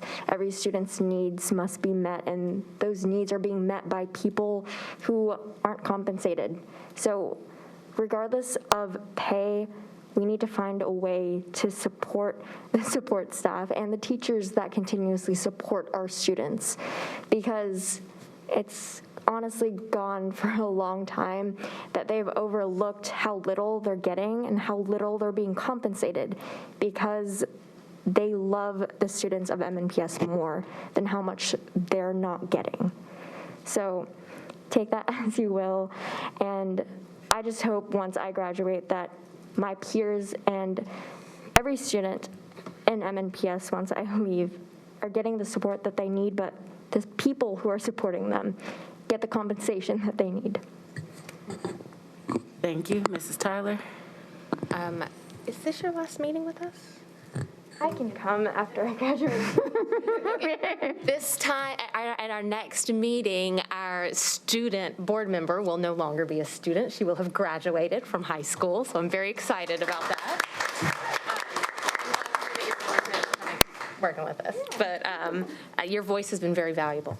Thank you, and Ebenezer's too, but both of you have been extremely wonderful additions, and I'm really excited to move forward and continue to include student voice. I know Ms. Masters will talk a little bit more about this, but our submissions for somebody who would like to take Anjali's spot or Ms. Quimbo's spot are coming up, I think tomorrow or Friday? The new deadline is Friday. Yeah. Friday. So Friday, if somebody wants to do that, to apply, if you are a rising junior, you may apply as late as this Friday. And I just want to take a moment to congratulate and let Ms. Frida Player-Peters know that she has won and has been honored as a Woman of Influence from the Nashville Business Journal for her work at Emerge, Tennessee. And so I just want to take a moment to recognize her and to say how lucky we are to have such a great woman of influence on our board. Mrs. Masters? Thank you. So again, student board member applications, we extended the deadline to this Friday.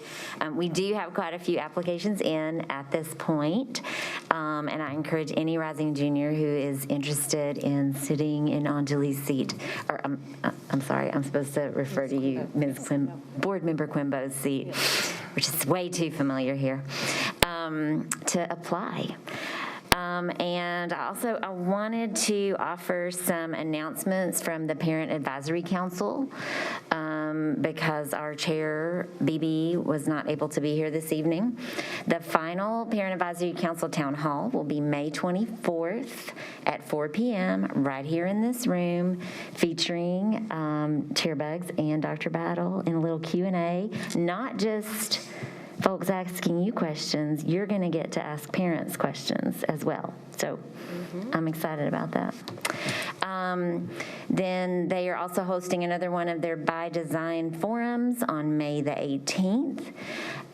You can email them at mnpspac@gmail.com. They also asked me to pass along their thanks to Dr. Battle, the entire team, board member Metro Council Tanya Hancock, who is the Metro Council liaison to the PAC, and all of the parents and community members who've been involved with Parent Advisory Council this year. And they are currently recruiting new members, so I think that never stops. So please, if you want to get involved at a level even beyond just your own child's school, the Parent Advisory Council is a fantastic way to do that. Also want to mention that graduations are coming up. I know I, for one, will be having to scoot out of the board meeting a little bit early on May 24th. Yeah, so a lot of, I'm super excited for Hunters Lane and Maplewood and Stratford to be the ones that I get to be a part of. Very excited. Sorry, Christian. And so just kind of wanted everyone to just be mindful of that as you're trying to get a hold of us and you're wondering where the heck are those board members at whatever it is. We might be at a graduation because that time is definitely upon us. And my own baby is going to be having a ceremony where he's leaving 8th grade on the same day as the Stratford graduation. So I'm just going to be a wreck that day all around. I think that's all I have. Thank you, Mrs. Player. I just want to, I hope this is not Anjali's last meeting, but you have the right prerogative, but just say I'm just truly proud of you, especially as a Youth and Government alum and soon to be Conference of Community and National Affairs alum. As a federal alum of that program, you have exemplified leadership and be able to express that not only within the program, but able to manifest it in a real world example. And your leadership has been excellent, and that you're going to grow and be a great woman leader in this community, in this world, once you go. I can't wait to see what you do in Duke. I hope you run for student SJ president. Let me know. I'll write you a donation check. I'll even train you if you need to, because you have been a great voice and a sincere voice and a great moral voice and centering us to hear that perspective. So I just want you to know, keep being a great leader, keep with the courage, and keep with your moral indignation, because it's great and it's needed, and you will be an awesome leader throughout your career, no matter what you choose to do. So it's been a pleasure to serve with you and to govern with you. Thank you. Mrs. Elrod? Thank you. I agree that Anjali is wonderful. But I also want to make sure that we highlight Ebenezer, as Ebenezer will be continuing into the senior role. And so we very much want and need people to apply by the end of Friday, as we've asked for those rising juniors. And I want to just say on Ebenezer's I guess, on his behalf, I think he'll be an incredible mentor. You've heard us talk a lot about Anjali and how incredible she is, and that is all true.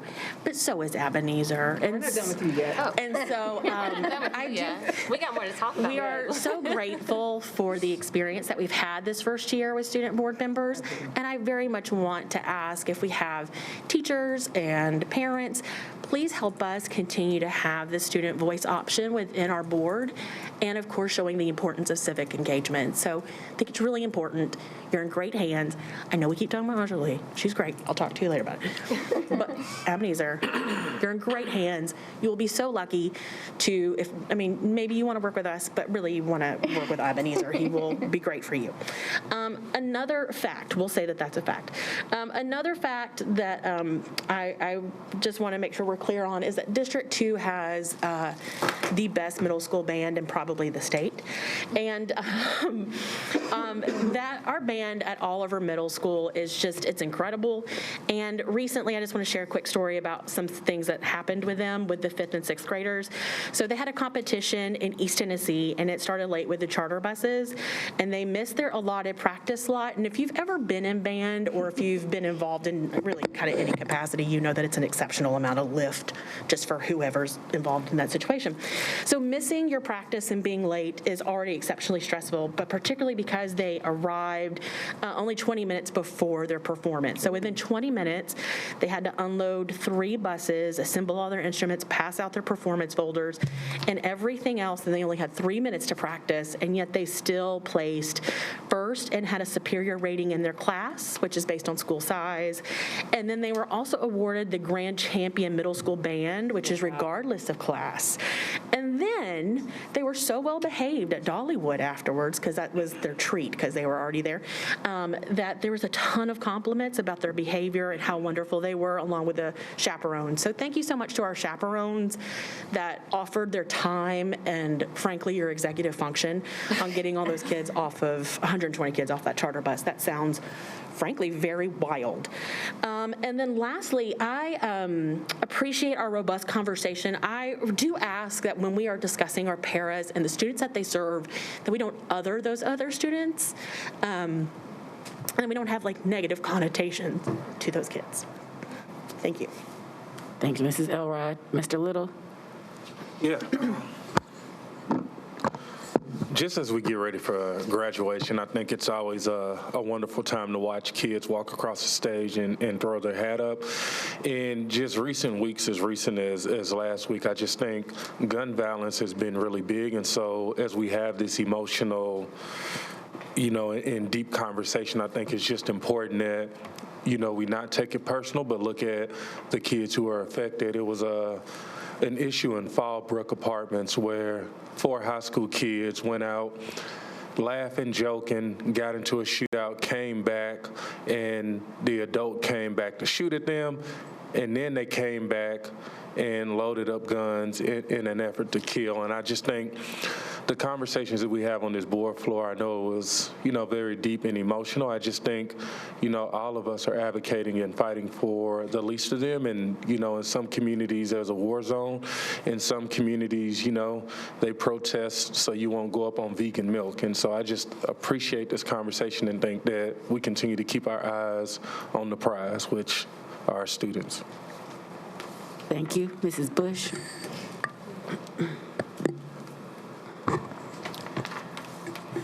Angelique, I am so proud of you.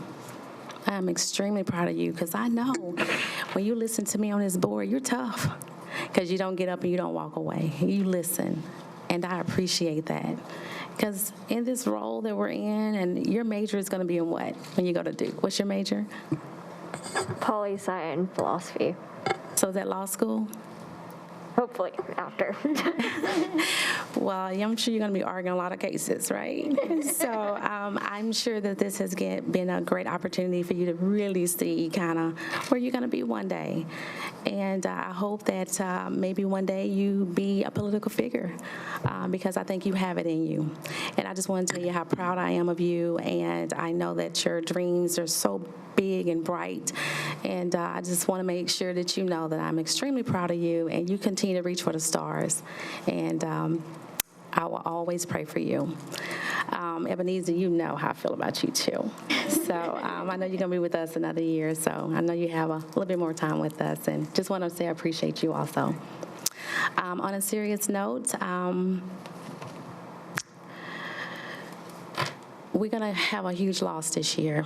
At the end of the school year, we're going to lose a lot of teachers, some parapros, more bus drivers.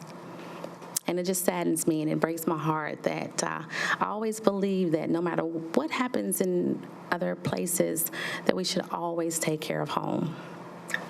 And I have watched us month after month, year after year, lose really, really good people that could still be here right now.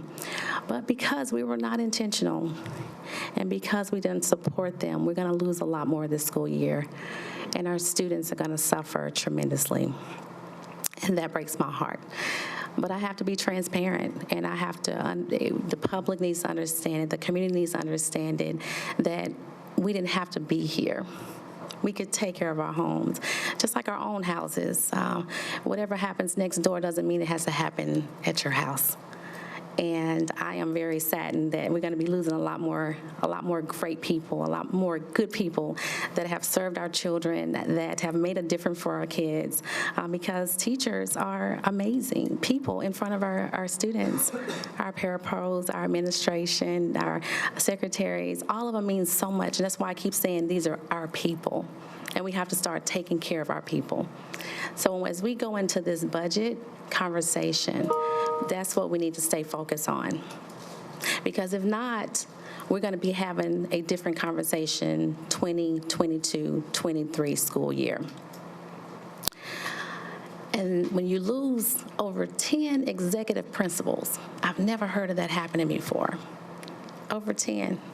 I've been in this district for over 25 years raising my children, and you may have one, you may have two that leave for retirement, but I've never seen us lose over 10 executive principals in one school year. So that tells a story, and that story is that our book is going to end without good people in front of our kids. So that's something that we need to basically think about more, even more so. Because at the end of the day, when we have teachers who have to have 35 students, and then we have to have teachers that are not present, and teachers who have to take care of other teachers' classrooms, how are they going to get educated? They can't. So that's what's so real about this whole system that we're about right now. This is some real stuff. This is real. So when we come back next school year and we get our numbers on where we are as far as the amount of teachers that we lost and how many students are going to be impacted, I just want y'all to know this is the conversation we're going to be having. So just want to make sure, that I wanted to make sure that I wanted to get this off my heart and my chest about the people that we're going to be losing. And I just want to let those teachers know, and those who are leaving us, that we definitely appreciated the work they did, and I wish we would have done more to keep them. And that's something that we need to think about moving forward in this district, because we can be the greatest district. We can be the greatest district, and we have wonderful kids. All these kids tonight were amazing. But they did it because of their teachers and support staff. And that's what we don't need to lose sight of. So good night. Thank you, Ms. Bush. MNPS, Dr. Battle. Oh, I am so sorry, Ebenezer. Because I know he's coming back next year. Go ahead, Ebenezer. We got you. We got you. Thank you.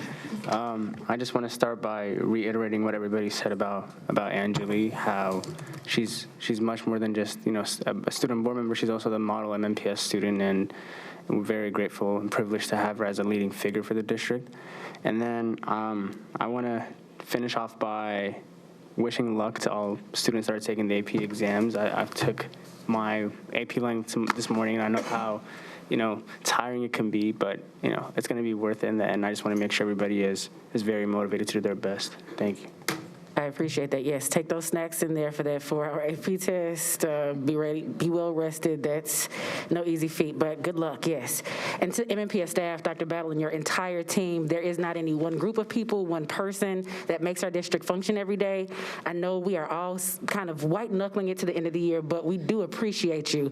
I was talking to I have 2 dads that are both in MNPS. One is the mic guy, and we were all excited because Tuesday begins graduation season, and we have a marathon. I'm going to be in 7 back-to-back graduations beginning next Tuesday, and he'll be at, I think, 8. And so I never want any of our conversations to feel like we left out someone. It takes all of us. It takes my dad waking up and getting to a school building at 4 o'clock in the morning because the fire alarm went off. It takes us all. Every single person impacts children. And I remember when I left the school or left the classroom in 2014 under a phenomenal principal, but there were a number of issues happening at the state level that impacted our classroom, and I left. And that was the year, to date, I believe it is still the year of our highest resignation and retirement. Correct me if I'm wrong, but I don't know why I remember this, that we had like 23 executive principals retire or resign that year, and I know that we are just continuing to try to chip away at this idea that you should not be an educator. So I want to remind those young people that might be watching this board meeting, what we talk about here impacts you in some ways, but come to the classroom. That is where you will feel rejuvenated when you are around children and you are pouring into them. If you want to be a support staff member in any way, we welcome you, we will have you, and we will fight for you. So with that, just thank you, MNPS staff, for continuing to work for our children and with our parents every single day. Be there no further business. This meeting is adjourned.